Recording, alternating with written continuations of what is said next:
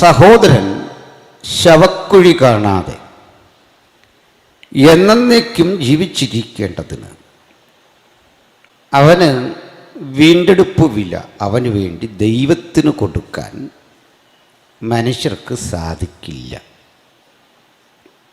ഇതൊരു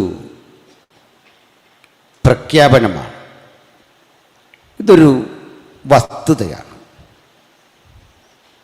ഈ ശാസ്ത്രസംബന്ധിയായ വിഷയങ്ങൾ പഠിച്ചാൽ അതിൽ സിദ്ധാന്തമുണ്ട്, ലോ ഉണ്ട്, ഹൈപ്പോത്തസിസ് ഉണ്ട്. എന്താണ് ഈ സിദ്ധാന്തം? ചിലരെങ്കിലും തെറ്റിദ്ധരിച്ചത് ഈ സിദ്ധാന്തം ആത്യന്തികമാണെന്നാണ്. അങ്ങനെയാണ് ഇവല്യൂഷൻ തിയറി ഒക്കെ ശരിയാണെന്ന് വിശ്വസിക്കുന്ന ആളുകൾ, നിരീശ്വരന്മാരൊക്കെ പലപ്പോഴും അതാണ് ശരി എന്ന് പറയാറുണ്ട്. പക്ഷേ എന്തേ പരിണാമ അല്ലെങ്കിൽ ഇവല്യൂഷൻ, ലോ ഓഫ് ഇവല്യൂഷൻ എന്ന് പറയാതെ തിയറി ഓഫ് എവല്യൂഷൻ എന്ന് പറയുന്നത് എന്തിനാ? സൃഷ്ടിയെക്കുറിച്ചുള്ള ശാസ്ത്ര നിഗമനങ്ങളിലെ ഏറ്റവും പ്രബലമായ വാദം. അതിൻ്റെ അർത്ഥം അത് തെളിയിച്ച് സ്ഥിരീകരിച്ചു എന്നിതുവരെ ഉറപ്പില്ല. നിഗമനങ്ങളിലൂടെ ശാസ്ത്രം കണ്ടെത്തിയ ഏറ്റവും വിശ്വസനീയം എന്ന് കരുതാവുന്ന, ചോദ്യം ചെയ്യപ്പെടാവുന്ന ഏറ്റവും ശക്തിമത്തായ ഒരാശയം. ഇനി ലോ എന്നൊന്നുണ്ട്. ലോ എന്ന് വെച്ചാൽ നിയമമാണ്, അതിന് മാറ്റം വരത്തില്ല. Example, the law of gravity ന്യൂട്ടൻ്റെ തിയറിയാണ്. അത് മാറ്റാൻ പറ്റില്ല, അത് സിദ്ധാന്തമല്ല, സ്ഥിരീകരിക്കപ്പെട്ട് ഉറപ്പിച്ച വസ്തുതയാണ്. ഭൂമി അതിൻ്റെ കേന്ദ്രത്തിലേക്ക് വസ്തുവകകളെ ആകർഷിക്കുന്നു. അതതിൻ്റെ ഒരു വിധത്തിലും ഖണ്ഡിക്കപ്പെടാൻ പാടില്ലാത്ത ഒരു സത്യമാണ്. ന്യൂട്ടൻ അത് കണ്ടെത്തുന്നില്ല എങ്കിൽ പോലും അതിന് മാറ്റമില്ല.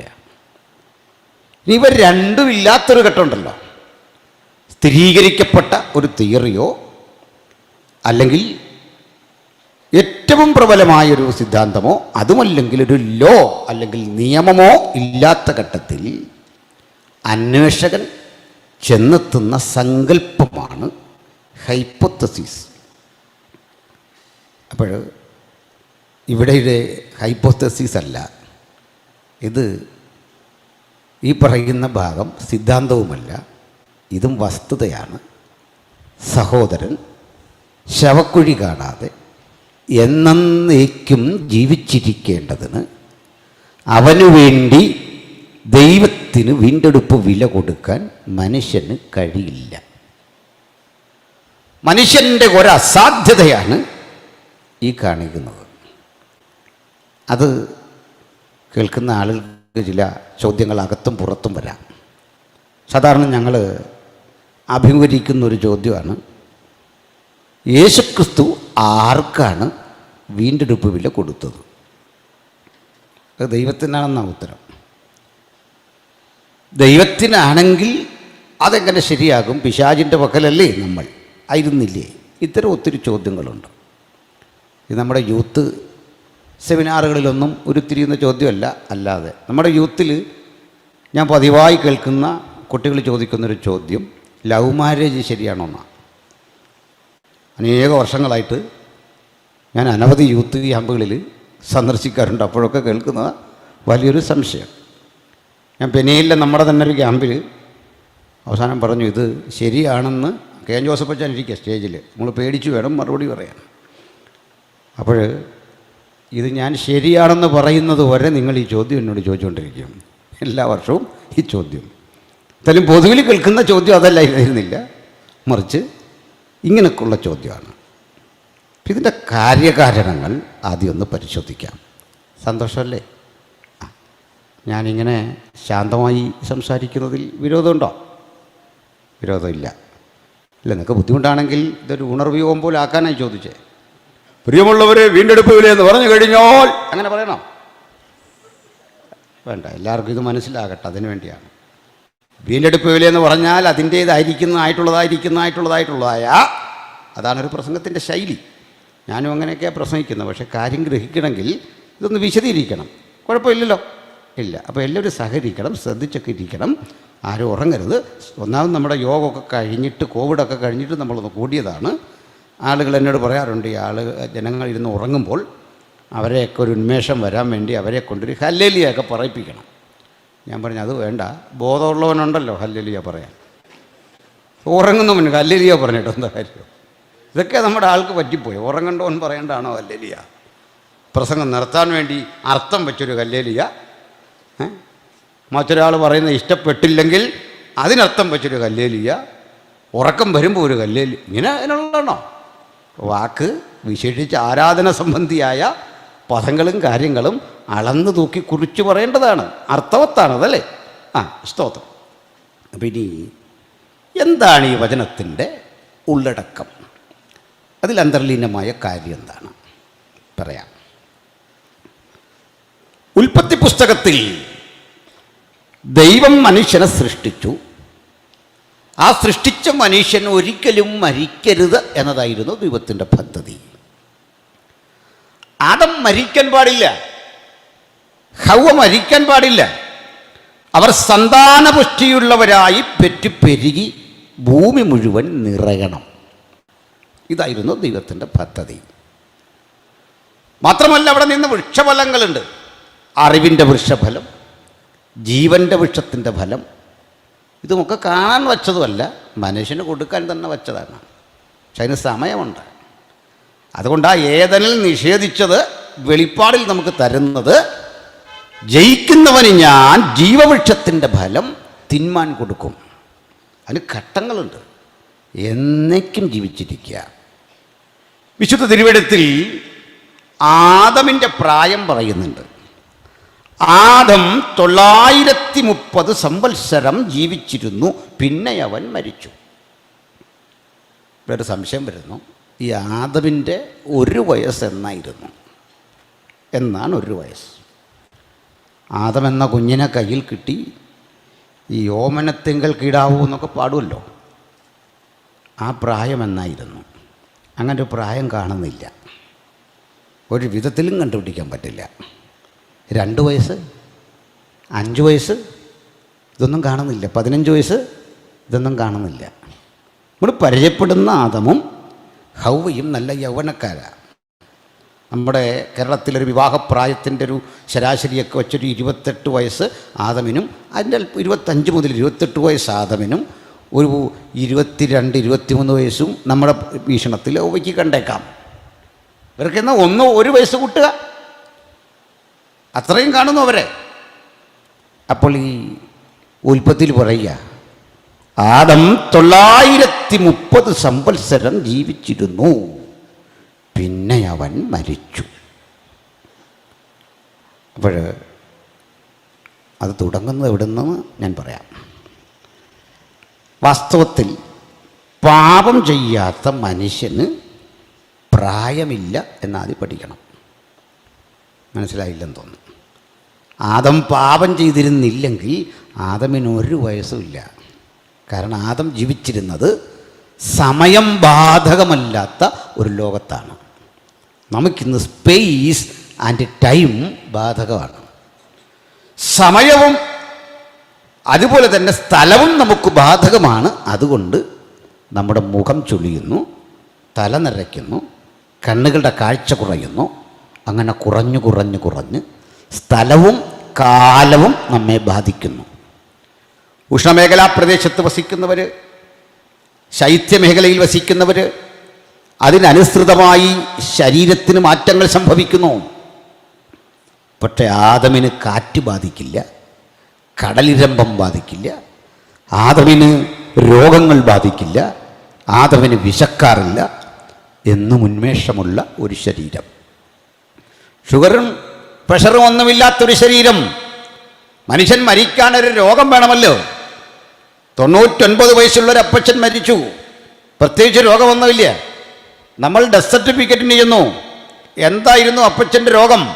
രോഗമൊന്നുമില്ല എന്നെഴുതിയാൽ ഡോക്ടർ സർട്ടിഫിക്കറ്റ് തരില്ല.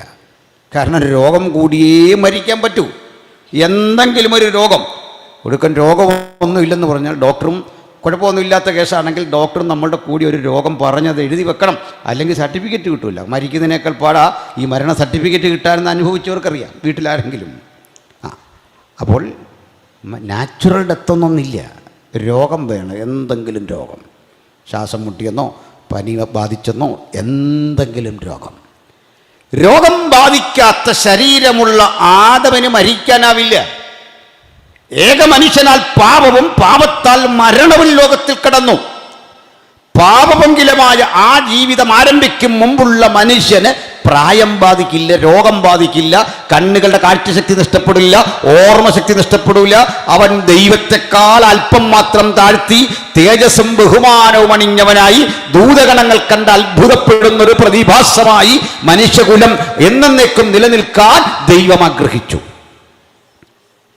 പക്ഷെ ദൈവം ഒരിക്കലും മനുഷ്യനെ യന്ത്രം കണക്കല്ല സൃഷ്ടിച്ചത്. ഫ്രീ വിൽ, സ്വതന്ത്ര ഇച്ഛ, ഇഷ്ടമുള്ളത് തിരഞ്ഞെടുക്കാനുള്ള സ്വാതന്ത്ര്യം കൊടുത്തു. അത് അവൻ ദുരുപയോഗം ചെയ്തു, മനുഷ്യൻ പാപിയായി. ഒരു പഴം പറിച്ചു തിന്നതിനാണോ ദൈവം ഇത്ര കോപിഷ്ഠനായത് എന്ന് ചിലർ ചോദിക്കും. പഴം പറിച്ചു തിന്നല്ല പ്രശ്നം, ലംഘനമാണ് പ്രശ്നം. ലംഘനം പ്രശ്നമാകുന്നത് എന്തുകൊണ്ടാണ്? ആ ലംഘനം പ്രശ്നമായത് കോപം നിമിത്തമല്ല, സ്വാഭാവികമായി അതിൻ്റെ പരിണിത ഫലം അതാണ്.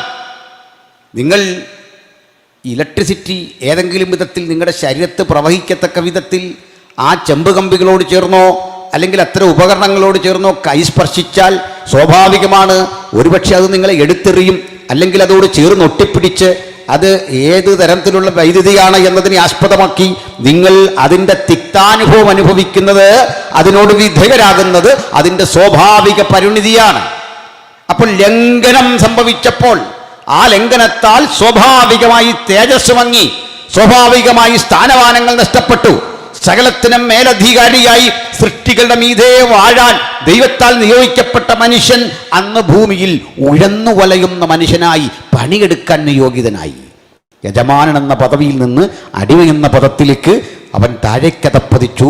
അന്നു മുതൽ ആരംഭിച്ച മനുഷ്യചരിത്രത്തിൻ്റെ ദുര്യോഗം അവനെ ഈ പ്രവണതയിൽ നിന്നൊന്ന് മാറ്റി ഒരു പുതുലോകത്തിലേക്ക് വിക്ഷേപിക്കാൻ അവന് മരണം എന്ന ഒരു പ്രോസസ്സ്, ഒരു എന്താ പറയുക, ഒരു പദ്ധതി വെച്ചു. അതാണ് തിരുവെഴുത്തിൻ്റെ വീക്ഷണം. അപ്പം മരണം എന്താണ്? സത്യത്തിൽ ഈ ജീവിതം ഒന്ന് പുനരുദ്ധരിച്ചു പോകാനുള്ള ഒരു ജംഗ്ഷൻ. അതുകൊണ്ട് എല്ലാ മനുഷ്യർക്കും അവൻ മരണം വച്ചു, സകല മനുഷ്യർക്കും മരണം. ഞാൻ ഒരു ചർച്ചയിൽ പങ്കെടുത്തപ്പോൾ അവിടെ ഒരു സഹോദരൻ പറയുന്നേ, ബൈബിളിലെ ദൈവം മഹാക്രൂരനാണ്, ഭയങ്കര ക്രൂരത. അമാലേക്യരെ കൊല്ലാൻ പറഞ്ഞു. അതുകൂടാതെ അമാലേക്യരെ മാത്രമല്ല, അവരുടെ സ്ത്രീജനങ്ങളെ കൊല്ലുക, അവരുടെ പിഞ്ചു കുഞ്ഞുങ്ങളെ കൊല്ലുക, മുല കുടിക്കുന്ന കുഞ്ഞുങ്ങളെ, ആടുമാടുകളെ, കഴുതകളെ, കാളകളെ ഒക്കെ കൊല്ലുക, പുരുഷന്മാരെ ഒക്കെ ഛേദിച്ച് കളയുക. എന്ത് തെറ്റ് ചെയ്തു ഈ കുഞ്ഞുങ്ങൾ? എന്നിട്ട് അദ്ദേഹത്തിൻ്റെ വാദം, യേശുക്രിസ്തു ഇതൊന്നും ചെയ്തില്ല, ആള് ഡീസൻ്റാണ്. അപ്പോൾ നമ്മുടെ ഒരു ചോദ്യം, പഴയ നിയമത്തിലെ ദൈവവും പുതിയ നിയമത്തിലെ ദൈവവും ഒരാളാണോ? ഉത്തരം പറയില്ല. കാരണം പേരിലെങ്കിലും ക്രൈസ്തവരാ.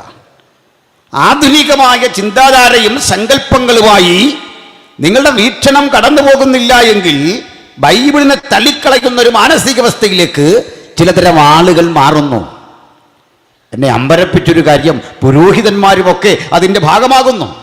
ആധുനികമായ ഇത്തരം ചിന്തകൾ കൊണ്ട്, അവരുടെ വീക്ഷണഗതികൾ കൊണ്ട് ബൈബിളിനെ തള്ളിക്കളയുന്നു, ആ ചിന്തകളെ തള്ളിക്കളയുന്നു. ഒന്ന് ആലോചിച്ച് നോക്കുക. നമുക്ക് രാജ്യാന്തര വേദികളിൽ ക്രൈസ്തവൻ എന്നറിയപ്പെടുക, അതിൻ്റെ എല്ലാ സുഖസൗകര്യങ്ങളും ആസ്വദിക്കുക, കാര്യത്തോടെടുക്കുമ്പോൾ ബൈബിളിനെ തള്ളുക. ഈ ഒരു പ്രവണത വർദ്ധിക്കുന്നു. എന്നോട് ചോദിക്കുക, ബൈബിളിലെ ദൈവം കരുണാമയനാണോ? ഞാൻ പറയൂ അതെ. നീതിമാനാണോ? അതെ. സത്യസന്ധനാണോ? അതെ. വിശ്വസ്തനാണോ? അതെ. സകല സൽഗുണങ്ങളുടെയും മൂർത്തിമത് ഭാവമാണ് തിരുവെഴുത്തിലെ ദൈവം. ആ ദൈവത്തിന് മാറ്റമില്ല ഒരിക്കലും. പുതിയ നിയമവും പഴയ നിയമവും ഒക്കെ മനുഷ്യനാണ്. ഇന്നലെയും ഇന്നും എന്നേക്കും അനന്യനായ നമ്മുടെ കർത്താവാണ് നമ്മുടെ കൂടെയുള്ളത്. അതിന് മാറ്റമില്ല. ദൈവത്തിനൊരിക്കലും മാറാൻ കഴിയില്ല. ദൈവം ആത്യന്തികനാണ്. ദൈവം പരമപ്രധാനിയാണ്. അപ്പോൾ എന്താണ് ഇതിലെ പ്രശ്നം? ഒരു കാര്യം മനസ്സിലാക്കുക, ദൈവം ഇന്നും കുഞ്ഞുങ്ങളെ കൊന്നിട്ടുണ്ടെന്നേ. മുതിർന്നവരെ കൊന്നിട്ടുണ്ട്, നല്ല മനുഷ്യരെ കൊന്നിട്ടുണ്ട്, നിഷ്കളങ്കരെ കൊന്നിട്ടുണ്ട്. RCCയിൽ മരിച്ചു വീണ കുഞ്ഞും ദൈവത്താലാണ് കൊല്ലപ്പെട്ടത്. ആരോടും ഒരു ഉപദ്രവവും ചെയ്യാത്ത കുഞ്ഞ്. എത്ര കുഞ്ഞുങ്ങൾ ഇന്ന് പ്രഭാതത്തിൽ റീജിയണൽ ക്യാൻസർ സെൻ്ററിൽ മരിച്ചു. എങ്ങനെയാണ് മരിച്ചത്? ദൈവത്താൽ. എല്ലാ മരണവും ദൈവത്താലാണ്. പക്ഷെ ചിലത് സംഭവിക്കുന്നത് അതിനൊരു ഉടമയുണ്ട്. മരണാധികാരി സാത്താനായിരുന്നു. ആ മരണാധികാരിയെ യേശു ക്രൂശിൽ തോൽപ്പിച്ചു. പക്ഷെ മരണം ദൈവത്തിൻ്റെ അറിവോടുകൂടിയാണ് ദൈവം ഇതെല്ലാം ചെയ്യുന്നത്. അപ്പോൾ അത് ക്രൂരതയല്ലേ? ഒരിക്കലും അല്ല. കാരണം മനുഷ്യൻ മരിക്കണം. അത് സ്വാഭാവികമായി മനുഷ്യജീവിതത്തിൻ്റെ വിധിയാണ് മരിക്കുക. അതിൻ്റെ റിസൾട്ടാണ്. അപ്പോൾ നേരത്തെ മരിക്കുന്നതോ കുഞ്ഞായിരിക്കെ മരിക്കുന്നതോ ഒരു കാര്യം ഉറപ്പാക്കിക്കൊള്ളൂ, കുഞ്ഞാണ് മരിക്കുന്നതെങ്കിൽ മുതിർന്നവനേക്കാൾ ഉറപ്പാണ് അവൻ്റെ നിത്യത. കൊച്ചുകുട്ടിയുടെ നിത്യത ഉറപ്പാ. അപ്പോൾ അത് ഉറപ്പിച്ചു വച്ചിരിക്കുക. അപ്പോൾ മരണം ഒരു അവസാനമല്ല, ഈ ശരീരത്തിൻ്റെ വേർപിരിയലാണ്. നമ്മളിൽ നിന്ന് ശരീരം വേർപിരിഞ്ഞ് നശിക്കുന്നു. ആ ആൾ നശിച്ചിട്ടില്ല. ആ വ്യക്തിത്വം ഉണ്ട്, എപ്പോഴും എന്നുമുണ്ട്. അതുകൊണ്ട് മനുഷ്യൻ്റെ പ്രത്യേകത, അവന് തുടക്കമുണ്ട്, ഒടുക്കമില്ല. മരണം ഒടുക്കമല്ല, മനുഷ്യന് ആരംഭമുണ്ട്, അവസാനമില്ല. മനുഷ്യൻ്റെ ആത്മാവ് നിത്യമാണതിന് മാറാൻ കഴിയില്ല. ആ ആത്മാവിന് പ്രവേശിക്കുവാൻ ഒരു പുതിയ ശരീരം ദൈവം ഒരുക്കിയിരിക്കുന്നു. അപ്പോൾ ഇഹലോകത്തിലെ നമ്മുടെ ജീവിതം ഒരു നിശ്ചിത കാലയളവ് മാത്രമാണ്. അതിനുശേഷം ഈ കുഞ്ഞായിരുന്നാലും മുതിർന്നവരായിരുന്നാലും മറ്റൊരു ശരീരത്തിലേക്ക് ഈ ആത്മാവ് പ്രവേശിക്കണം. ദേഹിക്കും ആത്മാവിനും ഒരു തടസ്സവും വരുന്നില്ല. അതാണ് വ്യത്യാസം. ശരീരം നശിക്കും, അത് ഈ ഭൂമിയിലേക്കുള്ളതാണ്. പിന്നെ എന്തിനാണ് ദൈവം ഈ ശൗലിനോട് പറയുക, കിൽ അമാലക്കൈസ്, അമാലക്കരെ മുഴുവൻ സംഹരിക്കുക? നിങ്ങൾ ബൈബിൾ എടുക്കുക, അവിടെ എങ്ങും ഒരു മതപരമായ യുദ്ധമില്ല. നീ യഹോവയെ വിശ്വസിക്ക്, അല്ലെങ്കിൽ കൊല്ലും. നീ ഈ മതം സ്വീകരിച്ച് വരൂ, അല്ലെങ്കിൽ കൊല്ലും. ഇങ്ങനെ പറയുന്ന ഒരു വാദം നിങ്ങൾക്ക് ബൈബിളിൽ കാണാനാവില്ല. ബൈബിളിലെ യുദ്ധം പൊളിറ്റിക്കൽ വാറാണ്. രാഷ്ട്രതന്ത്രജ്ഞതയുടെ ഭാഗമായി രാജാക്കന്മാർ നടപ്പിലാക്കിയ യുദ്ധമാണ്. മനസ്സിലായി കാണും. ഞാൻ ഒന്നുകൂടി ആവർത്തിക്കാം. ഇപ്പം നിങ്ങൾ പോലീസിലൊരു ഉദ്യോഗസ്ഥനാണെന്ന് വിചാരിക്കുക. അല്ലെ, നമ്മുടെ ചർച്ചിലൊരു ബിലീവറുണ്ട്, അദ്ദേഹം പോലീസാണ്. അല്ലെ, ആ ഡിപ്പാർട്ട്മെൻറ്റിലെ സബ് ഇൻസ്പെക്ടറോ ക്രമസമാധാന ചുമതലയുള്ള ആളാണ്. ഇതാ തൊട്ടടുത്ത കലാലയത്തിൻ്റെ മുമ്പിൽ ഒരു സമരം നടക്കുന്നു. കുട്ടികൾ പിരിഞ്ഞു പോകുന്നില്ല, അത് ആപത്തുണ്ടാക്കുമെന്ന് കരുതുന്നു. ആ കുട്ടികളുടെ പക്കൽ മാരകായുധമുണ്ട്. അവർ വലിച്ചെറിയും, സ്ഫോടനമുണ്ടാകാം, സാധാരണ മനുഷ്യനും മരിക്കാം, അത്യാഹിതം സംഭവിക്കാം, വാഹനങ്ങൾക്കെത്താം എന്നൊക്കെ ഇൻ്റലിജൻസിന് അറിയിപ്പ് കിട്ടി. അപ്പോൾ ഓർഡർ വരും, ലാത്തി ചാർജ്, വിശ്വാസിയെ അടിച്ചേ പറ്റൂ. അല്ല, ഇങ്ങനെ ഇതെന്താണെന്നറിയാമെന്ന് ചോദിച്ചാൽ ഇങ്ങനെ നിൽക്കാൻ പറ്റില്ല. ഈ ഭൂതം കയറുന്ന ഇടത്ത് ഈ മെയിൻ ആൾ വന്നില്ലെങ്കിൽ, ആ ആൾ ഇറക്കി വിടുന്ന മെയിൻ ആൾ വരുന്നില്ലെങ്കിൽ, അതുവരെ നമ്മളെപ്പോൾ ഉള്ളവരൊക്കെ നിന്നുകൊണ്ട് ഇതിങ്ങനെ കാണിക്കാനേ പറ്റുള്ളൂ. ഇതെന്താണെന്നറിയാമോ എന്ന് ചോദിച്ചു. എന്ന് പറഞ്ഞ പോലെ ഇങ്ങനെ കാണിച്ചുകൊണ്ടെന്ന് നോക്കില്ല. ഭൂതം കുറച്ച് നേരം അവിടെ അഡ്ജസ്റ്റ് ചെയ്ത് നിൽക്കും, പക്ഷേ പിള്ളേർ വലണ്ടാവും. അങ്ങനെയാണ്. ഇത്രയും മര്യാദ പോലും പിള്ളേർക്ക് അന്നേരം ഉണ്ടാവില്ല. ആ വലണ്ടാവും. അടിച്ചേ പറ്റുള്ളൂ. പക്ഷേ ആ അടി ഒരു കാരണവശാലും ഈ വ്യക്തിക്ക്, ഈ അടിച്ച SIക്ക് അല്ലെങ്കിൽ പോലീസ് ഉദ്യോഗസ്ഥനെ ഒരു തരത്തിലും ബാധിക്കുന്നില്ല. സ്പിരിച്വലിയും ബാധിക്കില്ല, ലീഗലി ഒട്ടും ബാധിക്കില്ല. എന്താ കാര്യം? Police acting on behalf of the state. സ്റ്റേറ്റിന് വേണ്ടിയാണ് പോലീസ് അടിച്ചത്. നമുക്കെല്ലാവർക്കും വേണ്ടിയുള്ള അടിയാണ്. മനസ്സിലായില്ലേ? കേരളത്തിലെ മുഴുവൻ ആളുകൾക്കും വേണ്ടി ഈ പയ്യനിട്ടൊന്ന് മുട്ടി. നമ്മുടെ എല്ലാവരുടെയും കൂടെ കൂടിയ അടി ഈ SIയുടെ കയ്യിലേക്ക്, നമ്മുടെ ആത്മീയരുടെ ഭാഷയിൽ പറഞ്ഞാൽ ശക്തി വ്യാപരിച്ചിട്ട് ഒരടി, അത് അവന് ഇത്രയും വേദന. നമ്മുടെ എല്ലാം കൂടെ അടിയാണ്. കാർഗിൽ മേഖലയിലൊരു പടയാളി നിന്നുകൊണ്ട് പാകിസ്ഥാനി പടയാളിയുടെ നെഞ്ചിലേക്ക് നിറവഴിക്കുമ്പോൾ 110 കോടി മനുഷ്യർ ഒരുമിച്ചാണ് കാഞ്ചി വലിച്ചിരിക്കുന്നത്. അപ്പോൾ വൈക്കേരിയസ് റെസ്പോൺസിബിലിറ്റിയെ പുള്ളിക്കുള്ളൂ, നമുക്കെല്ലാവർക്കുമുള്ള ഉത്തരവാദിത്വം. ഇതാണ് അദ്ദേഹത്തിന് സംഭവിക്കുന്നത്. എന്തിനാ ഈ പറഞ്ഞു വരുന്നത്? ഇതാ പറയുന്നത് പൊളിറ്റിക്കൽ വാർ. ബൈബിളിൽ യുദ്ധം ചെയ്യാൻ പറഞ്ഞത് ദാവീദിനോടാണ്, രാജാവിൻ്റെ അടുത്ത, ജനസാമാന്യങ്ങളോടല്ല പറഞ്ഞത്. നിങ്ങൾ പോയി അടിക്കുക എന്ന് പറയുന്നത് ജനസാമാന്യങ്ങളോടല്ല, അവിടെ രാജാവിനോടാണ് പറഞ്ഞത് യുദ്ധം ചെയ്യാൻ. നിങ്ങൾ നാളെ ഭരണാധികാരിയായാൽ നിങ്ങൾ ആക്ഷൻ എടുക്കേണ്ടി വരും. അതുകൊണ്ടെന്താ? അതിൻ്റെ കാരണം എന്താ? ഒരു വലിയ തെറ്റിൽ നിന്ന്, വലിയൊരു ശാപത്തിൽ നിന്ന് ചിലരെ രക്ഷിക്കാൻ വേണ്ടി ചെറിയൊരു ആക്ഷൻ നിങ്ങളെടുത്തേ പറ്റൂ. ഇതാണ് സംഭവിക്കുന്നത്. അല്ലാതെ മതപരമായൊരു യുദ്ധം ഇതിനകത്തില്ല. ആക്രമിച്ച് പിടിക്കാൻ ഇതിൽ യാതൊരു കാര്യവും കാണുന്നില്ല. റിലീജിയസ് ആയിട്ടുള്ള ഒരു യുദ്ധമില്ല. പക്ഷേ ഇവർ റിലീജിയൻ്റെ ഭാഗമായിട്ട് നിൽക്കുന്ന ഒരു രാഷ്ട്രമായതുകൊണ്ട് ആ യുദ്ധങ്ങളിൽ ദൈവം ഇടപെടുന്നുണ്ട്. അത് വസ്തുതയാണ്. പിന്നെന്തിനാണ് ഈ കുഞ്ഞ്, മുതിർന്നവർ, സ്ത്രീകൾ ഇവരെല്ലാം കൂടെ കൊല്ലണമെന്ന് പറഞ്ഞ് മക്കൾ ഇവിടെ അടങ്ങിയിരുന്നേ? നേരെ ഇരുന്നോണം. അതും ഇതും കാണിച്ചിരിക്കരുത്. ഇങ്ങോട്ടിരുന്ന ഇനി എങ്ങാനും ഇവിടെ അച്ചടക്കമില്ലാതെ പെരുമാറിയാൽ നിൻ്റെ കല്യാണം ഞാൻ നടത്തിയിട്ടേ പോകും. നിങ്ങളോടും കൂടെ പറഞ്ഞു. എന്തിനാന്ന് വെച്ചാൽ ഈ വല്ലാതെ കുസൃതി കാണിക്കുന്നവർക്കുള്ള ശിക്ഷയാണ് കല്യാണം. മനസ്സിലായോ? എന്തിനാവും ഈ ജീവപര്യന്തം? പിടികിട്ടിയോ? ജീവപര്യന്തത്തെക്കാളൊക്കെ ഭയങ്കര അങ്ങേറ്റത്തെ ശിക്ഷ. ഇത് അനുഭവിക്കുന്നവർക്കേ എൻ്റെ അറിയത്തുള്ളൂ. ചോദിച്ചു നോക്ക്. അതുകൊണ്ട് ഇനി ഇവിടെ തെറ്റിയെന്നവർക്കുള്ള ശിക്ഷ കല്യാണം. കേട്ടല്ലോ? ഇനി നിങ്ങൾ അങ്ങോട്ടോ ഇങ്ങോട്ടോ നോക്കി എനിക്ക് മനസ്സിലാകും കല്യാണം. എനിക്ക് മാത്രമല്ല, ഇവർക്കെല്ലാം മനസ്സിലാകും. നാണക്കേടാകും. ഇനി ശ്രദ്ധിച്ചിരിക്കും. പിന്നെ പ്രാർത്ഥിച്ചുകൊണ്ടിരുന്നു. അതിനൊക്കെ ഒരു സമയമുണ്ട്. അപ്പം നമുക്ക് വിഷയത്തിലേക്ക് വരാം. അവരവിടെ ഇരുന്നോട്ടെ. ഈ പഴയ നിയമത്തിൽ കൊല്ലാൻ പറഞ്ഞതിന് കാര്യമുണ്ടേ. ഈ അമാലേക്യരുടെ ആരാധന രീതിയിൽ ചില പ്രത്യേകതകളുണ്ട്. ഇവർ ഫെർട്ടിലിറ്റി കൾട്ട്, ഊർവരഥാ പൂജ. ചില വാക്കുകളുടെ ഈ മലയാളമാണ് ഇംഗ്ലീഷിനേക്കാൾ കട്ടി. ചില വാക്കുകൾ നമ്മൾ, ഉദാഹരണം, കാറ് എന്ന പദത്തിൻ്റെ മലയാളം അറിയോ? കാറ്, ചതുർചക്ര ധൃതഗമന യന്ത്രവൽകൃത നിയന്ത്രിത വാഹനം. അതിൽ നമ്മൾ വന്നിരിക്കുന്നത്. സോപ്പ്, സായിപ്പ് വന്ന ശേഷം നമുക്ക് ഈ സോപ്പ് കിട്ടിയത് വേറെ കാര്യം. ഈ സോപ്പ് എന്നുള്ളതിൻ്റെ മലയാളം എന്താണെന്നറിയണ്ടേ? അത് ഇംഗ്ലീഷ് പദം. മാലിന്യ ദുരീകരണ പഥയുൽപാദന പിണ്ഡം. ഈ പെട്ടിക്കടയിൽ പോയി ചോദിച്ചാൽ അയാൾ അടിക്കും. ഒരിക്കലും സായിപ്പ് വന്നിട്ട് പറഞ്ഞു, I am standing on the point. നമ്മുടെ മലയാളി പരിഭാഷപ്പെടുത്തി, സായിപ്പ് ഇപ്പോൾ മുനയിലാണ് നിൽക്കുന്നത്. മുനയിൽ, പ്രിയമുള്ളവരെ, മുനയിൽ നിൽക്കുകയാണ് അദ്ദേഹം, പോയിന്റിലല്ലേ എന്ന് പറഞ്ഞു. What is fertility cult? പറയാം. ഇതൊരു തരം പ്രാകൃതമായ ആരാധനയാണ്.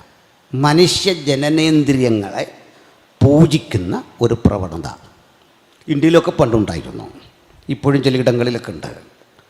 മാത്രമല്ല, അനന്തരം സംഭവിക്കുന്ന അവരുടെ ആരാധനയുടെ ഭാഗമായി അധർമ്മപ്രവൃത്തികൾ അമാലേക്യർ തുടർന്നു. പരിണിത ഫലമായി അമാലേക്യരിൽ ഒട്ടേറെ രതിജന്യങ്ങളായ രോഗങ്ങൾ പ്രത്യക്ഷപ്പെട്ടു. ഈ രോഗങ്ങൾ വസിക്കുന്ന ശരീരത്തോടുകൂടെ കുട്ടികൾ സൃഷ്ടിക്കപ്പെട്ടു.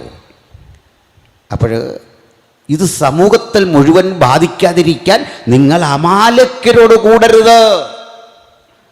അമാലേക്യരോട് കൂടുക വഴി നിങ്ങളുടെ ഇടയിലൊക്കെ ഒരു ദുരന്തത്തെ കൊണ്ടുവരികയാണ്. അവർ നിങ്ങൾക്കിടയിൽ, നിങ്ങളവരെ കണ്ടാൽ ഛേദിച്ചു കളയണം.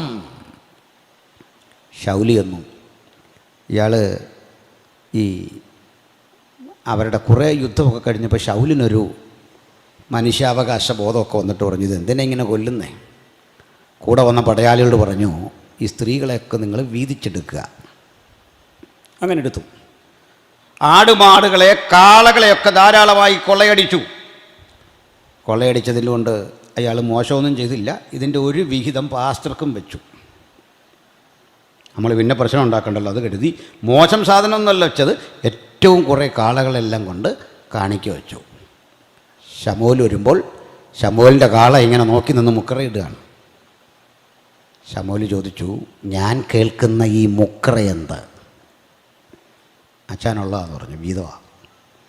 എങ്ങനെ കിട്ടി?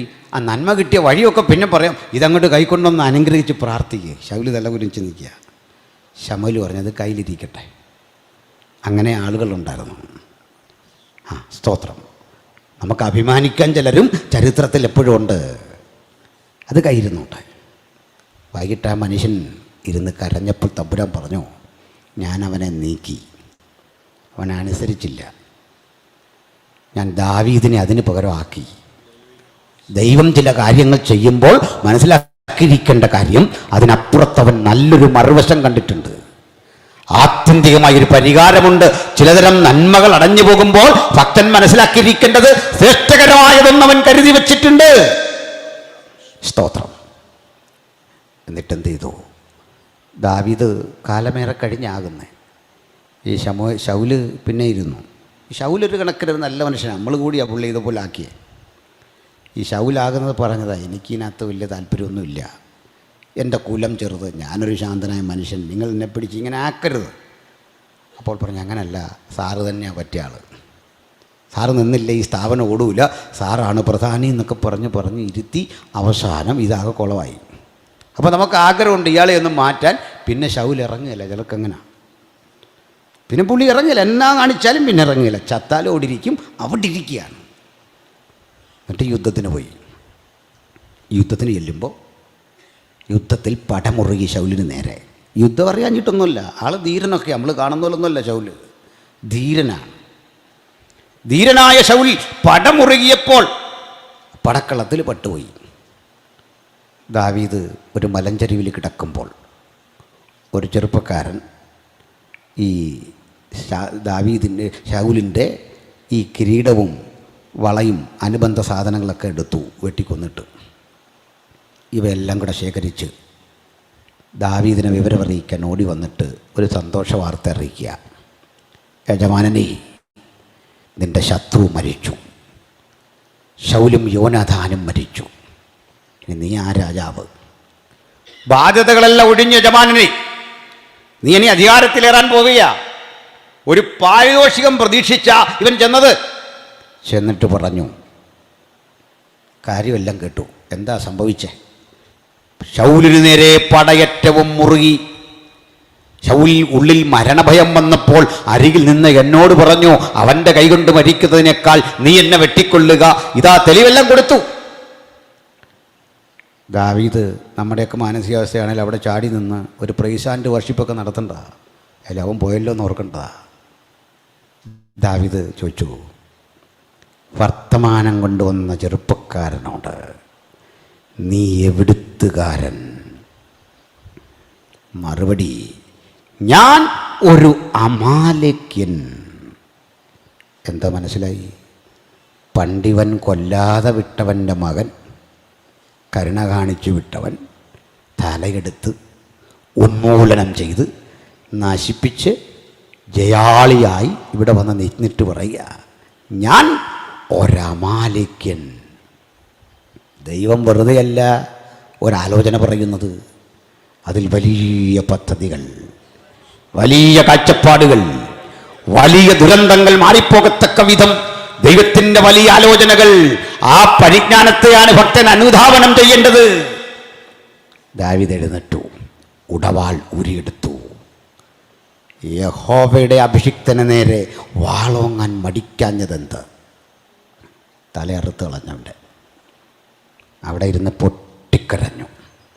ആ ഭാഗം വായിച്ചാൽ നമുക്ക് തന്നെ സങ്കടം വരും.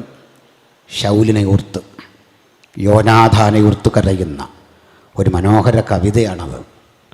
നമ്മൾ ബാലഡ്സ് എന്നൊക്കെ പറയല്ലോ, ഏതരം ലെമൻസ്, വിലാപം. എന്താ പറയുന്നത്? ഗിൽബോവ പർവ്വതങ്ങളെ, നിങ്ങളുടെ മേൽ മഞ്ഞോ മഴയോ പെയ്യാതെയും വഴിപാട് നിലങ്ങളില്ലാതെയും പോകട്ടെ. ഇസ്രയേൽ മക്കളെ, നിങ്ങൾ ശൗലിനെയും യോനാഥാനെയും ചൊല്ലിക്കരവി. അവർ നിങ്ങളെ ഭംഗിയായി രക്താംബരം ധരിപ്പിച്ചു. ഗിൽബോവ പർവ്വതങ്ങളെ, നിങ്ങളുടെ മേൽ മഞ്ഞോ മഴയോ പെയ്യാതെയും വഴിപാട് നിലങ്ങളില്ലാതെയും പോകട്ടെ. അവിടെയല്ലോ വീരന്മാരുടെ പരിച എറിഞ്ഞു കളഞ്ഞത്. ശൗലിന്റെ തൈലാഭിഷേകമില്ലാത്ത പരിച തന്നെ. ശൗലും യോനാഥാനും കഴുകനിലും വേഗവാന്മാർ. ശൗലിനെപ്പറ്റി യോനാഥാനെപ്പറ്റി ഇസ്രായേൽ മക്കളെ കൊണ്ട് ഈ പാട്ട് പഠിച്ചു. ഇന്ന് ഈ ഗിൽബോവ പർവ്വതത്തിൽ ആ പരിസരമൊക്കെ സന്ദർശിക്കുക. ചിലതരം ഉറവകളുണ്ട്. ആ ഉറവകളിലെ വെള്ളം കോരി കുടിച്ചാൽ നമുക്ക് വൊമിറ്റ് ചെയ്യാൻ തോന്നും. വാട്ടവെള്ളമാണ്. എങ്ങനെ കുടിച്ചാലും ശുദ്ധജലം കിട്ടില്ല. ഭക്തൻ്റെ ശാപം പേറി നിങ്ങളുടെ മേൽ മഞ്ഞോ മഴയോ പെയ്യാതെയും അനുഗ്രഹവർഷമില്ലാതെയും പോകട്ടെ എന്ന ശാപം പേറി കിടക്കുന്ന ഗിൽബോവ ഇന്നും ചരിത്രത്തിന് അത്ഭുതമാണ്. ദൈവം കൊല്ലാൻ പറഞ്ഞത് വലിയ പദ്ധതികൾ ഇട്ടുകൊണ്ടാണ്, വലിയ ദുരന്തം വരാതിരിക്കാനാണ്. പക്ഷെ 2000 നമുക്കാരെയും കൊല്ലാൻ പാടില്ല എന്ന് മാത്രമല്ല, ഒരു തരത്തിലും ഒരുതരം അക്രമവും പാടില്ലാത്തതിൻ്റെ കാരണം നമുക്ക് ഐഹികമായി ഒരു രാജ്യമില്ല. അത് പാടില്ല. നാം അധിവസിക്കുന്ന രാജ്യത്തിലെ രാജ്യ നിയമങ്ങളോട് വിധേയപ്പെട്ട് ജീവിക്കാൻ ബാധ്യസ്ഥരാണ്. ലോകത്ത് ഏതെങ്കിലും ഒരു മതത്തിൽ ആ രാജ്യത്തിലെ നിയമം പാലിക്കണമെന്ന് ഔദ്യോഗികമായി എഴുതി വെച്ചിട്ടുണ്ടോ എന്ന് എനിക്കറിയില്ല.